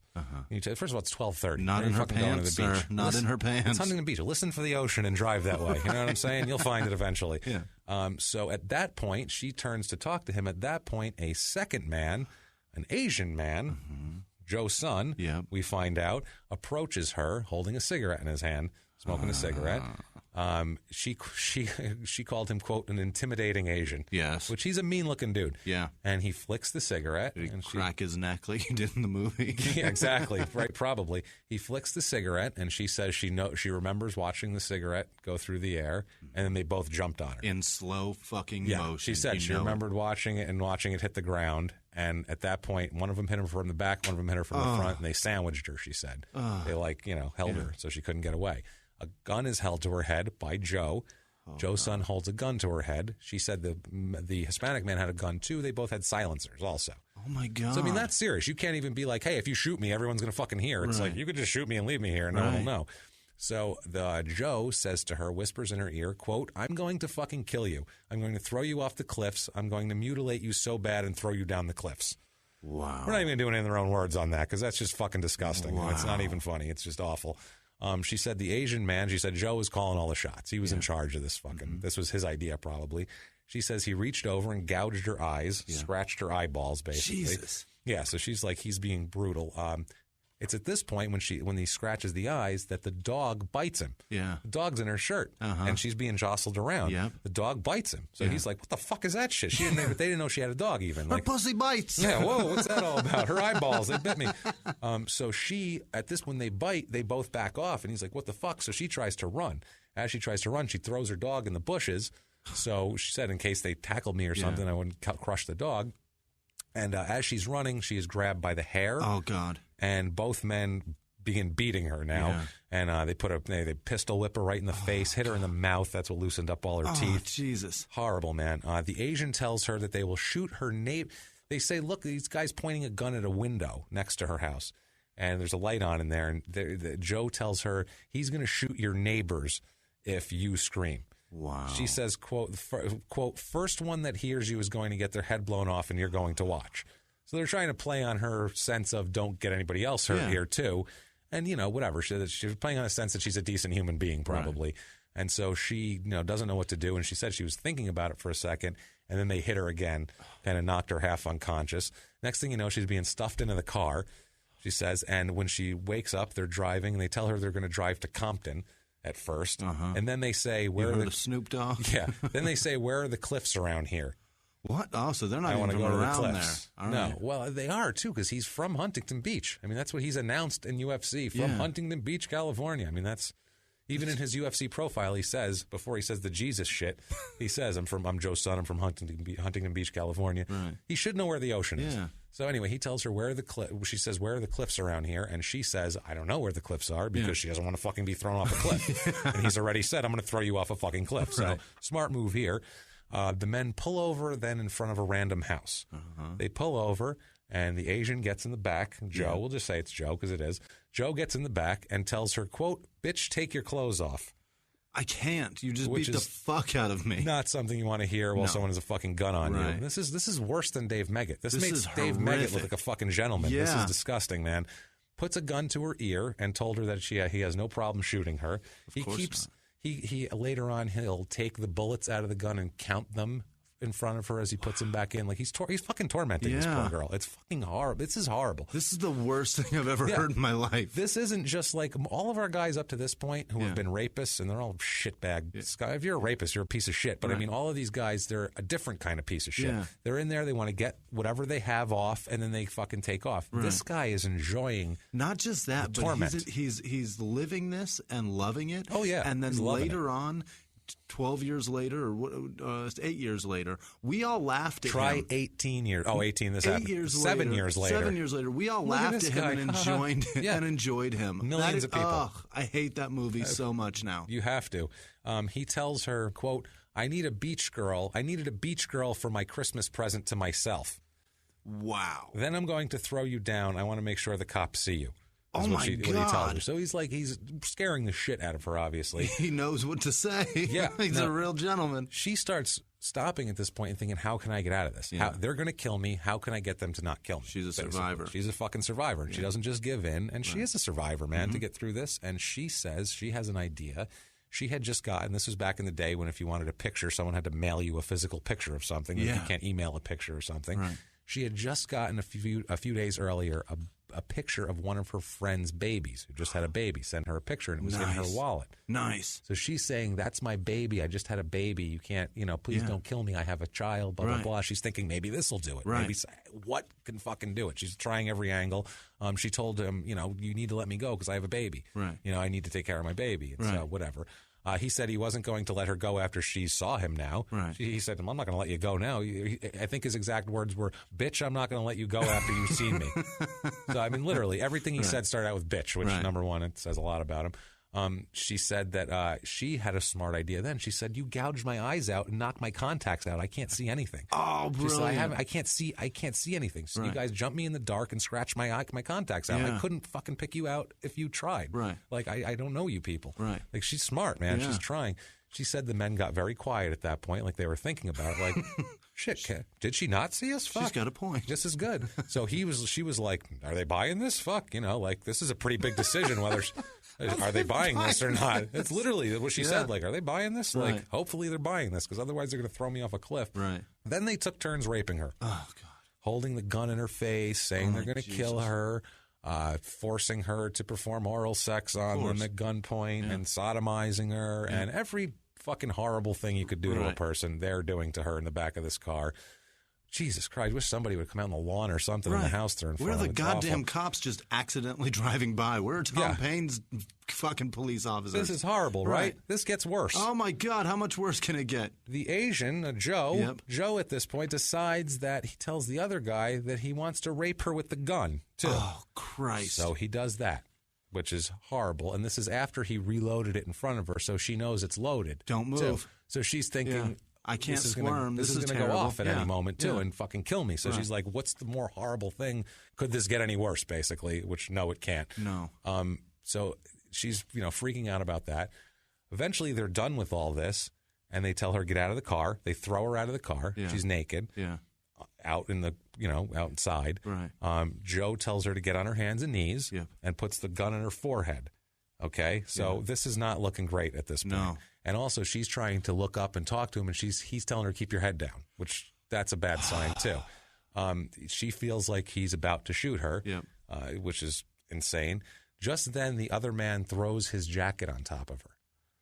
The Hispanic gentleman throws, and he's not a gentleman. In a moment the piece of shit fucking guy that was with him throws a jacket You look on cold. her. Take this. And the Asian guy, Joe, freaks out, and he says, what the fuck are you doing? Right. And you're kind of cramping my style here. And the other man says, quote, she's cold, man. So this woman... She's also bleeding, sore, and dying at the moment. But this woman at that point said, I reached him. I got one of them. He gives a shit about me as a human being. Because that's the thing. They always talk about this with serial killers. They want to dehumanize their people. They got to make them trash. Yeah, they have to. That's the only way they can do it. A lot of them, it's the only way they can do it. You look at like Richard Speck. Richard Speck with the nurses. He only raped one of them, and that was the one he had tied up hands or face down on the couch because she was dehumanized. Once he talked to them, he couldn't do it anymore. So it's that sort of thing. And she's thinking, okay, maybe I have a chance here. But Joe pushes the gun against her head harder, and says, 1, 2... This is the fucking worst. And then stops, reaches down, or puts his head down by her ear and says, by the way, bitch, Merry fucking Christmas. Run, go. Oh, my God. And tells her to fucking go. You're no Santa, bro. Wow. That's the worst. Now, guys, you really want to see that YouTube video of someone punching his nutsack into fucking oblivion, don't you? What a dickhole. Holy shit. So she runs to a nearby house, calls 911, and before she goes to the hospital, the police take her to the complex, to the apartment, to point out where she was and to see if there was any evidence there. And also, too, because she wanted to find her dog. Yeah. She threw her dog. Right. So she's like, my fucking dog is out there. She's still a nice enough person to give a shit about her dog, even in this trauma. I would have forgot I had a fucking dog. She's dying. Yeah. So she ends up finding her dog. Oh, my God. That's the Christmas miracle. The dog was wandering around. She said even the cops were like, oh, thank God she found it. Oh, like they were like high-fiving that she found it. Like, meanwhile, she hasn't even been to the hospital yet. She's covered in blood and God knows what else. Great police work, Johnson. So, yeah, great police work. Good job. So Joe's DNA is matched. You really collared that one. Right, yeah, you're really. That was. Even you thought that was bad. You're covering your face in embarrassment about that one. Yeah, that's what happens. That's what happens when you try to pun. One folks. too many. Jesus. That's what happens. All right. That's like trying to get that. I need a bath. That's like trying to get that extra fart out, and you just shit your pants. That's what happens right there. I'm telling you, man. But I bet they said that when they high-fived. Yeah, definitely. So they ran his DNA just regular, like you would take from any other felon, ran his DNA through the database and said, oh, my, a hit. Whoa, would you look at that? Lucky. Yeah, police show the lineup to her. She immediately picks Joe out. He was number 5 on the sheet, by the way, in case you're wondering. Mm-hmm. Number 5, like 0 and 5 is like 0 and 5, exactly. That's probably why they did it. Let's be wise asses about this. Hey, you want to fuck with him a little bit? Let's do it. Let's make another 5. Let's put Hackney right next to him too. The guy who beat his balls off. So she says to police, "That's the face I see every night when I go to sleep." Right there. So she's pretty fucking positive about it. Police told her who you never forget stuff like that. Police told her who he was, and when she found out, she went home and she found out who he was. Yep. This is 2008, so you can look people up on the internet. Yep. She looked him up, and then she looked over at her video collection. And realized she had Austin fucking Powers in her video collection. And she burned that motherfucker that night. She said she went over to it and destroyed it. Absolutely. She went over to it, and she was just blown away that number one, he was out there like that. He didn't go into hiding or anything. And number two, she said he was in my home. He's been in my home for 10 years. I've had this movie forever. He's been in my home for 10 years. I put this on, and I've laughed at that, not knowing this was the guy that fucking tortured me. The worst. That's like 10. That's another. I can't imagine what that has to feel like. Like when somebody wrongs you, and then that's so amazing. Gross. And it's sitting right there, and she's watching, didn't know. Like that's horrible. God damn it. And then they tell you, like they tell you what he's been in, and then you search it and you find it out for yourself. Fuck, man. I can't even imagine. He's an actor and a fighter, and she was like, "What? He didn't go into hiding? What's going on here?" And this is. Not only did he not go into hiding, he like put his face out for the entire world to see. Everyone saw Austin Powers. Made $300 million in the theater or some crazy shit. Now it's crazy. This is what I have to tell you guys right here. The reason why we love you guys as our audience, this is our Christmas episode. This is the holiday episode. So sick. This I love is it. like our, hey, here's a nice story for the holidays. Curl up by the fire with your loved ones, pour a little hot chocolate. And feel disgusted. Watch a little Dolph Lundgren. So... October 1st, 2008. And relive a fucking horrible experience with us, right along with us. The worst experience of a woman's life. And, this guy's going to get his. Have so a it's glass okay. of eggnog. Yeah, this one, it's what happens to him is suiting and fitting. Good. So October 1st, 2008, he's charged with a variety, 17 counts of sexual, running the gamut of sexual insanity. He's finally arrested October 7th. He was just charged on the 1st. Wow. He got 6 days to marinate on that shit? Well, Ouch. that's when they matched the DNA was the 1st. So they immediately charged him when they matched, and then they had to go find him. Right. They had to work up the warrant, and they had to go find him and all that. Go tell the prosecutor, hey, we matched the guy. It was 17 counts that, if convicted, he faced up to 275 years in jail. Holy shit. Yeah. That would have been the steepest that we've gotten so far. No shit. 275 is a lot. That's a lot. Yeah. So he's going to jail. He's got a MySpace profile at this point. This is back in MySpace days, pre-Facebook and Twitter. What a fucking dick. He's got, and his general interests are listed as the Bible and throwing shoes, because he has to do that. Right. And about me is, quote, I'm the founder of Joe Son Do. That's the other thing. He says he Joe Son Do is what he calls his fighting style, which is apparently getting the shit kicked out of you every time. Joe Son Do. Joe Son Do. It's a Korean phrase for punch me in the dick. Yeah. You may remember me from an early UFC event as that Asian fellow who took 10 straight punches to the pills. I also played Random Task in the first Austin Powers movie. Jesus. So that's his profile. Like he thinks he's fucking cute and smart here. Now, Orange County Deputy District Attorney Eric Scarborough gets the case. Okay. Now, you would want like a hardcore, hardened guy who's been for 20 years on the beat. Like, I'm going to get this guy. Like, I got all the others. You know what I mean? It's his first day on the job. It's literally day one. Scarborough's a pretty tough name, though. It is. He said, quote, "It was my first day. I had been on the job on sexual assault for maybe a half an hour." Oh, my God. He said he just pulled the first random case. There's a ton of cases. He just pulled a random task. Random task. I was going there. Yeah. He pulled a random case off, and it was Son. Just happened to be. Wow. And so his automatic thing is, okay, we got this guy. Where's the other guy? Because they haven't matched DNA of the other guy at all. Where's the fucking other guy? Yeah. And Joe's saying, I don't know what you're talking about. Yeah, Joe's saying it ain't even me. Even though there's DNA matching him to it and her description going, that's the guy and the DNA, Right. He's going, I don't know what you're talking about. So he's not talking, basically. Right. So this is not great. They get the old sketches that they had, the composite sketch, because that's all they have is that composite sketch. They put it out to the media to see if maybe anybody has it. Some time goes by, nothing happens, and then the DA's office, Eric Scarborough there, gets an email from a random guy. Yeah. Just an email saying that he doesn't know anything about the case at all, but he went to high school with Joe's son, and the other guy in the poster looks like his buddy that he hung out with every day in high school. Oh, shit. Here's his name if you're interested, basically. I don't know anything about this, but I do know this guy. Yeah, so his name was Santiago Gaitan. Sounds good. Is his buddy. I'm in. Let's talk to him. So the police have no DNA for Santiago because since this happened, he moved away, he got married, he's had no criminal history. Yeah. He wasn't a criminal besides this. Yeah. He's got no criminal history. He's got a family. He's got a wife and kids. He just moved away and started a life like that, and that shit never happened. It was 18 years before that. Let's be honest. If your foray into crime happens to be that moment, you're probably scared straight. And you're like, I'm never doing that shit ever again. I'm not hanging out with Joe anymore. Right. Me and Joe are not buddies anymore. No, I'm busy tonight, dude. I can't. I don't want to go. Fuck you, Joe. So, he is...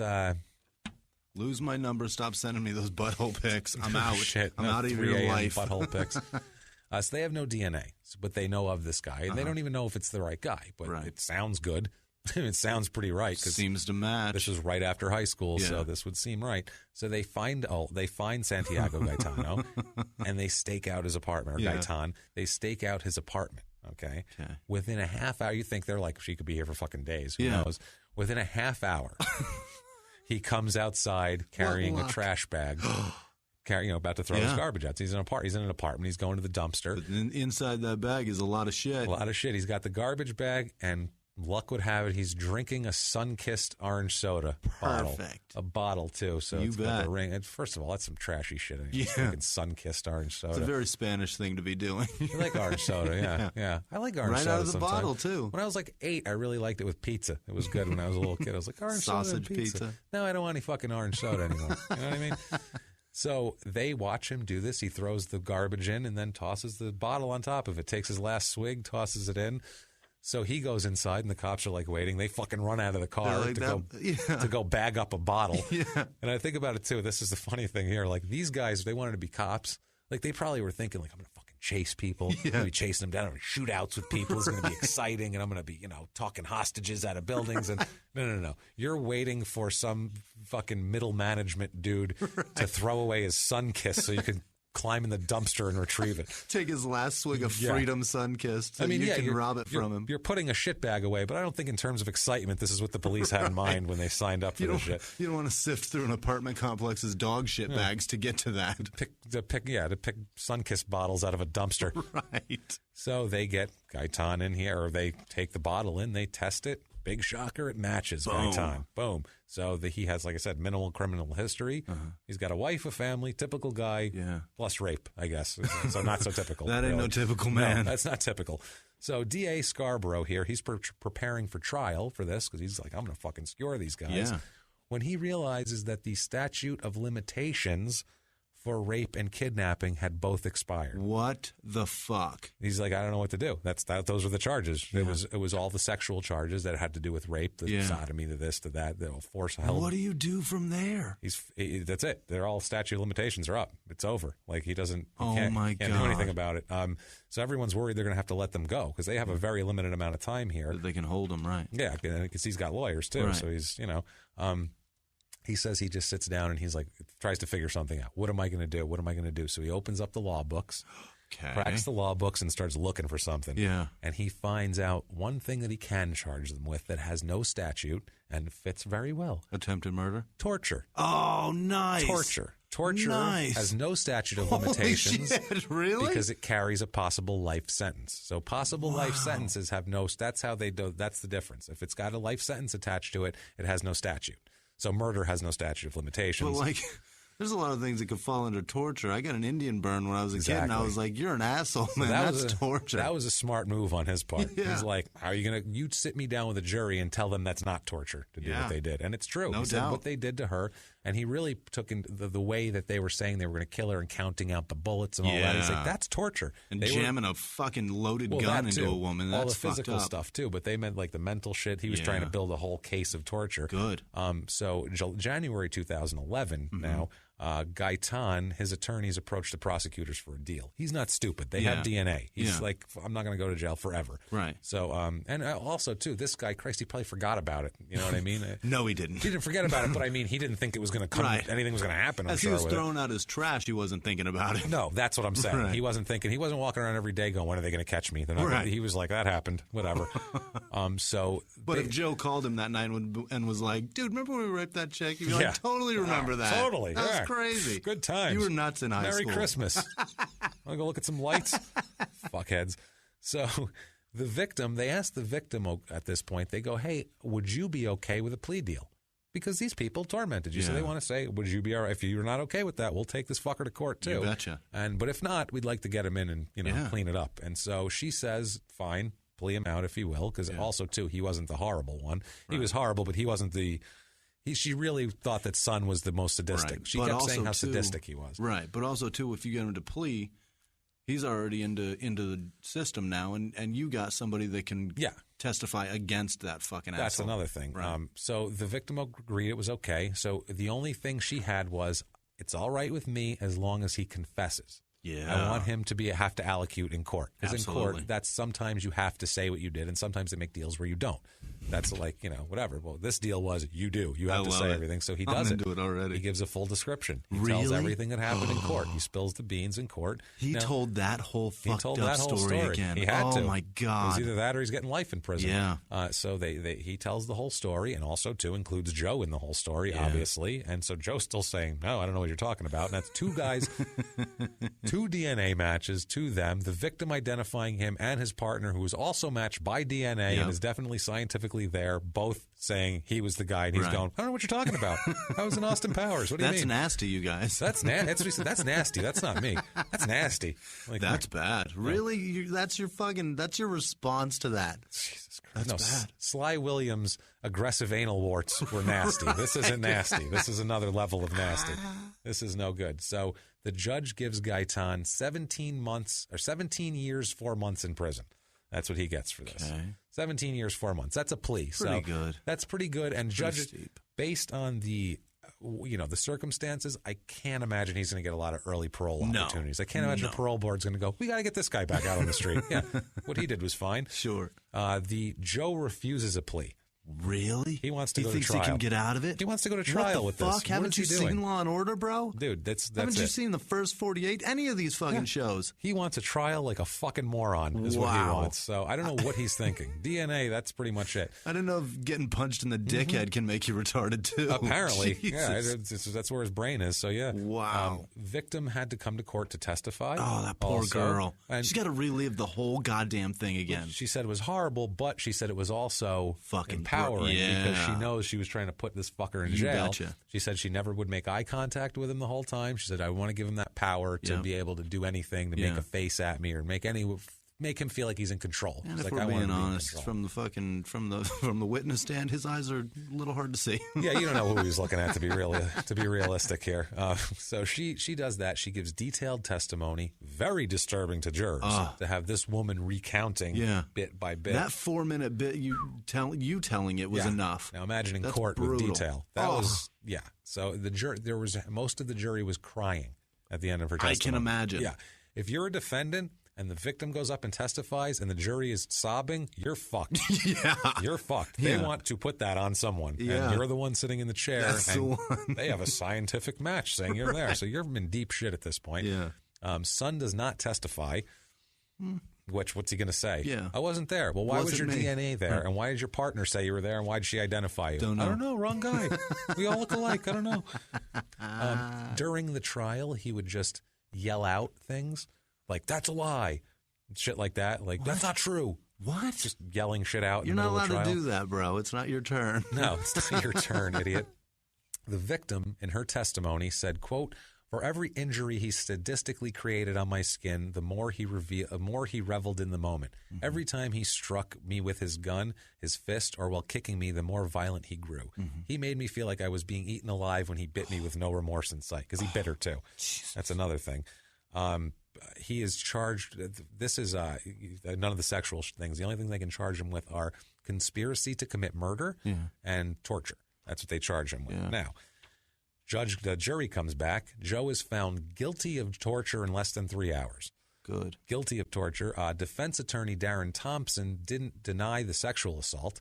That was his approach to it. Going, yeah, the sexual assault's not on the table. Right. Yeah, he raped the fuck out of her. That's what he was saying, like that. But you can't. That has nothing to do with anything. That's not a good approach to the jury. No. Look, he raped her and he beat her, but there's no but after that. No. They want that guy in jail, period. Look at her ass, bro. It still has initials on it, you jerk. Unbelievable. But he told the jury that they had no intent to kill her. That was his excuse. They never were going to kill her. He said proof of this is that they used fake names and took measures to conceal their identities with the whole, they didn't call each other by their real names, basically. That's like, so he's, clearly they weren't going to kill him. But he kept saying how he was going to kill her. Yeah. Who knows? Anyway, Son is found not guilty of conspiracy to commit murder. What? That's the one there. So that's the one that held the fucking big penalty. Yeah, sort of. They both had it. Yeah. They were both deep. Torture's you that's don't want to get life. convicted of torture. Yeah. You're in deep shit. He is with... but not guilty of conspiracy to commit murder. Okay. Because I guess they couldn't prove. The jury said, well, who knows? That they wouldn't have made... To me, I just think that was one of those where they were like, I don't know, that's a little shady. That's a little iffy, but he definitely tortured. Listen, I would have said guilty. Yeah. He's I'm telling going her he's going to guilty kill on her. both. He's counting bullets out. Yeah. He's asking where the cliffs are after he said he was going to... And the other part is one asks, where's the beach? And then they both fucking ambush her. That's ridiculous. It's pretty well choreographed. They knew what they were doing. Yeah. Now, on the whole charges on the because people were like, how come he wasn't charged with rape? And so the DA spokeswoman, Farah Imani, said, quote, we didn't proceed on the sexual assault charges based on the statute of limitations. So the sexual assault charges were not taken to a jury. The only count he was found guilty of was torture. But based on that count, he still faces a minimum sentence or maximum sentence of 15 years to life. Mm-hmm. So that's what they want here. Now, sentencing is September 9th, 2011. Okay. Let's see here. Let's get the victim impact statement on this to get his sentence. Oh, God, these are so brutal. This is brutal. Never mind what the judge said. Let's get what she says, okay? In victim impact statement, quote... Victoria says, quote, the post-traumatic stress disorder is with me daily as I have triggers that set me off. I feel debilitating fear come over me and I'm convinced a hand is coming from behind me again. My emotional scars are intense. My 20s were stripped away from my life as I relearned how to walk, see, hear, and cope with the outside world again. Joseph's son not only cost me my job at my salon, but also my college savings. Not to mention the impact it's made on celebrating Christmas year after year. Yeah, no doubt. Yeah, no doubt. You, sir, may fuck off. To the tune of? To the tune of life in prison. Yes. Eat a dick, Joe, son. He got fucking life. Had a life girl. with possibility of parole. Okay. But let's face it, on these things, he's probably not getting paroled anytime soon. I mean, Manson's up for parole every once in a while. Put it that way. And they send that crazy fuck right back to his cell. They just shoo him away. Yeah. No, get Sometimes out of he here. doesn't even show up. No. That's my favorite part. They shoo him away like a door-to-door salesman. They're like, no, we don't want any. Get the fuck out of They're here. like, sir, you have a parole hearing today. Nah, I got swastikas carved in my fucking face. Yeah, I got a lot of shit to do.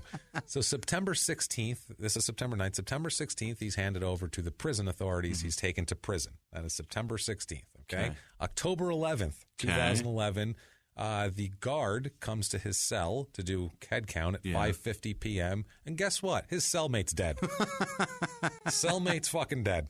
Okay, I'm guessing that head doesn't count as present. No, not present. He was not present.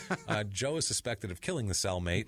Obviously, surprise. It's at the Wasco State Prison. The inmate was found, like I said, during the count. The inmate is 50-year-old Thomas Graham, who was in for failing to properly register as a sex offender, which you go, well, Christ, maybe he didn't deserve to die to that. Then I found out his initial charges. I did a little more research. He was initially convicted of lewd and lascivious acts with a child under 14. Yeesh. So, you know what? Good. Yeah, I'm glad he fucking whatever, killed him. bro. Good. You're in for life anyway. Start killing fucking child molesters. I'm happy with that. Whatever. Fine. Yeah.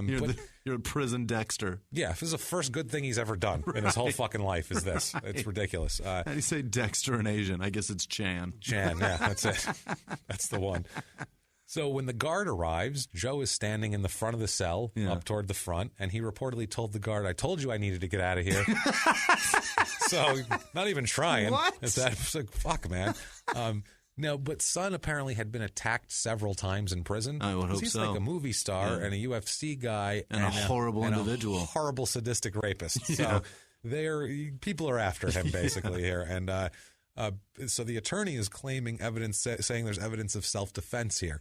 I saw the other guy. He was like a scraggly 50-year-old guy. He was kind of scraggly white dude. He wasn't trying to beat up Joe's son. I guarantee he wasn't fighting. No, he was in there for 2 years for failing to register as a sex offender. He's not in there like, I'm gonna make the world right again. He just wanted to do his time. 2 years. That's all he was there for. And they put him in a cell with a guy that's got life. Yeah, yeah. Fuck. And who's a trained fighter. Right. Smart. The attorney's also pointing out Joe's mental and social disorders, saying he's got mental health problems and blah, blah, blah. It's like, well, obviously he's got mental health problems. Well, then why did they put him in prison or in the cell with another guy? Man. Yeah, stick this guy by himself. Right. Hopefully he is now. Now, September 12th, 2013 here. He just woke up and he was like that. What do you say? Yeah, that's what he was. I don't know what happened. That's what he was saying. He's like, told you I needed to get out of here. These guys are just dying in here. Yeah, they're just dying. I don't know what happened. And the autopsy revealed he was killed with a series of punches and kicks. Yeah, that's his chest was caved in. It's like, you can't do that to yourself. Right. I don't know. Dude just started beating his own ass, caved his chest in and died. He kicked himself in the chest. It was fucking incredible. It was impressive, dude. I'm telling you. I want to know who trained him. That was impressive. So yeah, he's charged with murder on the 12th of September. Prosecutors end up, they say they have not ruled out the death penalty for him. Because if you are already in prison for life and you commit murder, that makes you eligible for the death penalty because there's nothing else they can give you. Right. So that's it. It's the step up from life. It's just death. It's just death. Yeah. So now he's in jail now. Thank fuck. Yeah. This Thomas Graham guy's dead. This Victoria lady I feel so bad for her. Like she's gone through such hell. And also too, they talked to her little sister who was 12, and like her little sister tried to help her. Like she took her to the shower to try to clean her off because her parents were like couldn't handle it. And so she's like a little sister. And in one part she says that was the day I grew up. And it was like, yeah no shit, you grew up. You grew up super fast, young lady. The parents of these fucking people. Not to mention, who knows how many other people he did this to that didn't identify him, that didn't report it. That's what I mean. If he found victims who weren't, you don't start that. That's not your first one. No, not at all. So I mean, this is horrible. I feel bad for all these people, Jimmy. I feel so bad for all these people. But not nearly. There's so many. Not nearly as bad as I feel for Joseph Son, certified financial planner at Manulife Securities in Edmonton, Alberta. Joseph Son, CEO of Green Power Electronics Manufacturing in Korea. CEO? It gets better. Joseph Son, senior associate at Duff & Phelps Financial Services in New York City. He's a Georgetown graduate, this guy, so he's going all Ivy League on us here.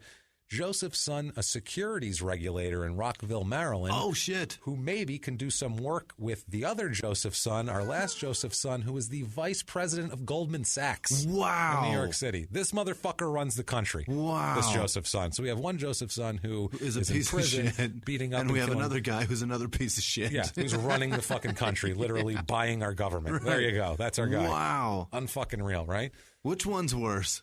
Jesus Christ, really? Which is worse? It's hard to decide. God damn it. Fuck, Goldman Sachs is a really shitty organization. They've done a lot of shitty things. They've done a lot of damage, but I don't think they've ruined... They've not gun raped anybody, right. I don't think. Thankfully. I don't think they've even just focused on one person to ruin. No. They just want to ruin all of us together. Yeah, they just want to turn our pocket, turn us upside down and shake us out for loose change. So September 29th, 2013, Joe pleads not guilty to the murder charge. I didn't do it. Not me. So, there's a guy. December of 2014, son files an appeal. What? An appeal due to what he claims is a violation of his constitutional rights. Really? In the trial. I would like What's the violation? How about you violated two people's rights? I'd like to ram his constitutional right up his ass at this point because I'm Through fucking his pissed. dick hole. Through his dick hole. Apparently, Judge Francisco Briseño first gave, during the trial for the rape or for the torture, gave permission for both sides to give 30-minute opening statements at trial. Wow. Okay, I had to dig deep for this shit. That's a long fucking opening statement. Yeah, well, that's, you're setting up a whole That's an case. episode of Seinfeld, man. Yeah, Jesus. with commercials. Yeah. So Judge Briseño then changed his mind based on the claims the defense may have made in their opening because Joe hadn't yet said if he was going to testify. So he didn't want to let them say a bunch of crazy, outlandish shit that they couldn't back up with testimony from Joe, because it's whatever. But it's your statement. Saying that's his what it is. Right to a fair trial was he's violated. Saying his guy didn't, get to say his thing. Now, March 2015, a U.S. magistrate judge, Andrew J. Wistrich, agrees that Briseño was wrong. He says, quote, prohibiting defense counsel from informing the jury what he expects the evidence to show and what he expects the evidence will not show, and to prepare the jury for the nature of the graphic evidence to be introduced went beyond what sound and considered discretion required. Okay. He said, quote, we therefore conclude the trial court erred in denying defendant the right to make an opening statement prior to the presentation of the prosecutor's case in chief. That's a lot of fucking legal jargon. But okay, he also calls the error harmless because he said, that's beautiful. He also said Briseño, after that, before, in the beginning, he told the jurors to keep an open mind, which they say in every trial, but he said that was enough. That's good. That's good. That's as good as a defense opening statement, which it's not, but whatever. Fuck this guy. It's fine. He just essentially said, he said alleged, so fuck it. Fuck it. Fuck it. So... Fuck it. Whatever. It'll work. I want a judge to say that someday. Wouldn't that be great? Fuck it. You know what? I've taken the charges into consideration, and I've taken your appeal into consideration, and you are correct in your case, and I've thought about it, and the appellate law really states, the case law states this, but fuck it. You know what? You're a dickhole. You get out of here. Fuck you. Back to prison. Appellate was used in that. That's beautiful. And the appellate, fuck it. Fuck it. Never mind. Get back to Evan Bologna, you fat fuck. He probably has a lot of Scooby-Doo sandwiches. See last week. I think that we should make those one day and try them on the air. Let's do it. Yeah, we'll record it, and I'll choking to death. You'll take a nibble, I'll take a nibble, then we'll both vomit into the microphone. Sounds good. That's perfect. So May of 2015, U.S. District Court Judge Percy Anderson accepts Wistrich's decision and says that both the conviction and the sentence are upheld officially. So yes. Fuck you, Joe Son. 2015, they're talking about the death penalty. Basically, the death penalty, this is still going on for the cellmate, Thomas Graham. That was in 2011. We're in 2015 in July, and they decide that they're not going to do the death penalty. They're not going to seek it. They take it off the table. Because in order for them to seek the death penalty, they need the victim to come back and do it again. What? Because they're trying to tell her, it's based on the they first need crime her too. again? They need her to come back Jesus, no. and relive the whole thing again God, in front of the jury. And she's already done it. She said, you know what, I'm done. She said, I did my part and I tried, and they're in jail, and I'm good with that. And I don't need whatever. I'm fucking out of this. She said, as much as I'd love him to get the death penalty, it's not necessary. I burned a DVD. Fuck it. I trashed the DVD. I threw it out in the yard. She said the same thing the judge said. Fuck it. Fuck it. Yeah, what are you going to do? So, So the Kern County District Attorney decides not to pursue it. Deputy District Attorney David Wolf says, quote, "We're taking it very seriously, and I believe the evidence will show he'll be held to answer about the cellmate."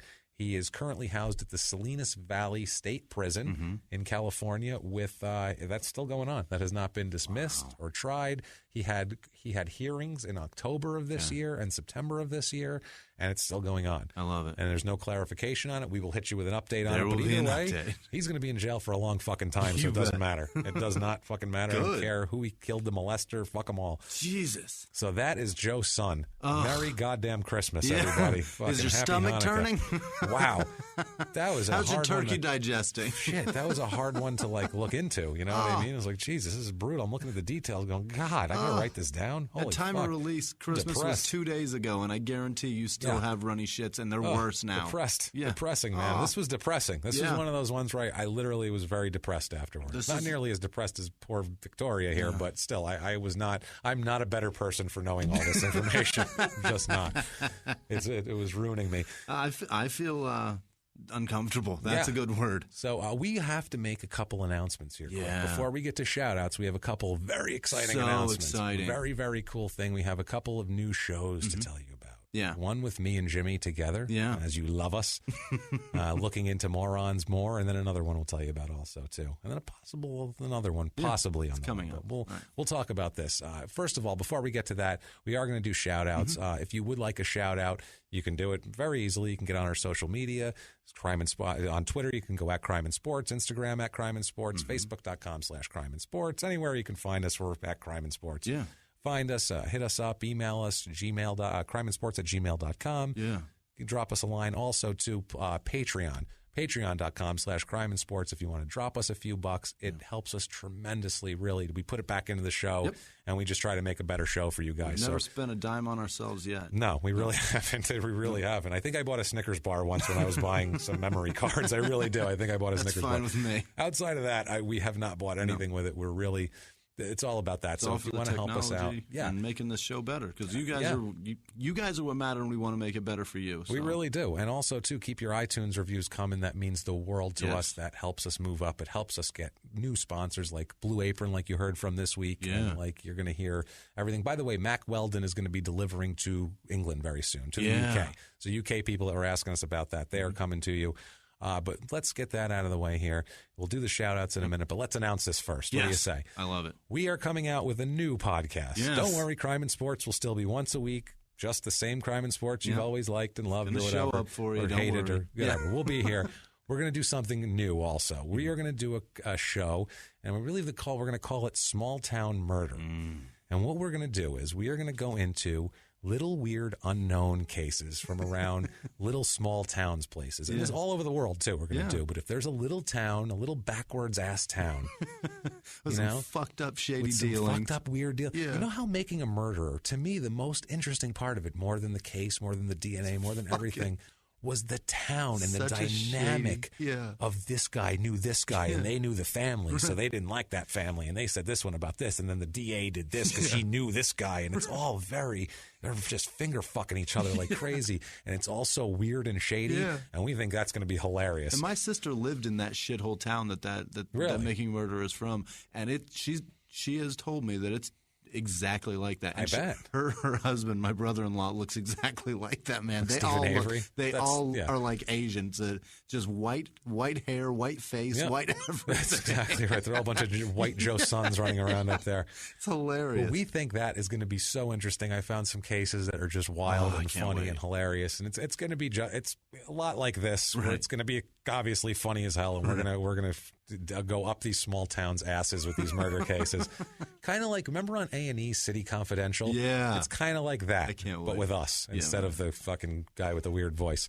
Yeah. We can't wait. With plenty of jokes to go around. Also, too, one more podcast. I'm going to be doing a podcast me and Jimmie have another one in the works besides those two, so don't worry. We're coming out more. But we also have a podcast with myself and Sarah Hunt, who is our social media person. She makes all the funny memes and all the shit like that. She's hilarious. And we're going to do a podcast about making fun of romantic comedy movies. That's it. She has seen them all, and she hates them, and she lets us, we sit there and make fun of them and yell at them. So this is going to be us taking apart a new, different romantic comedy every week. Fantastic. So, and not a live watch or anything like that. We're going to go through it kind of like we do here, except with a movie. And Run it down and fucking everybody's an asshole. Trust me, it's going to be hilarious. That's going to be hilarious. That will be coming out the beginning of the year. And then our other Small Town Murder probably about a week into January. We're probably going to try to get the first one out to you guys. So keep an eye on that. Please spread the word when you do. We're going to put out one of those fucking shitty preview episodes, 4 minutes. The ones that we hate. The ones that we fucking hate. But we're going to say the whole time how stupid it is that we're fucking doing this. And hopefully you guys can get us, you know. Because we're not assholes, goddammit. We're not going to milk you for everything. No.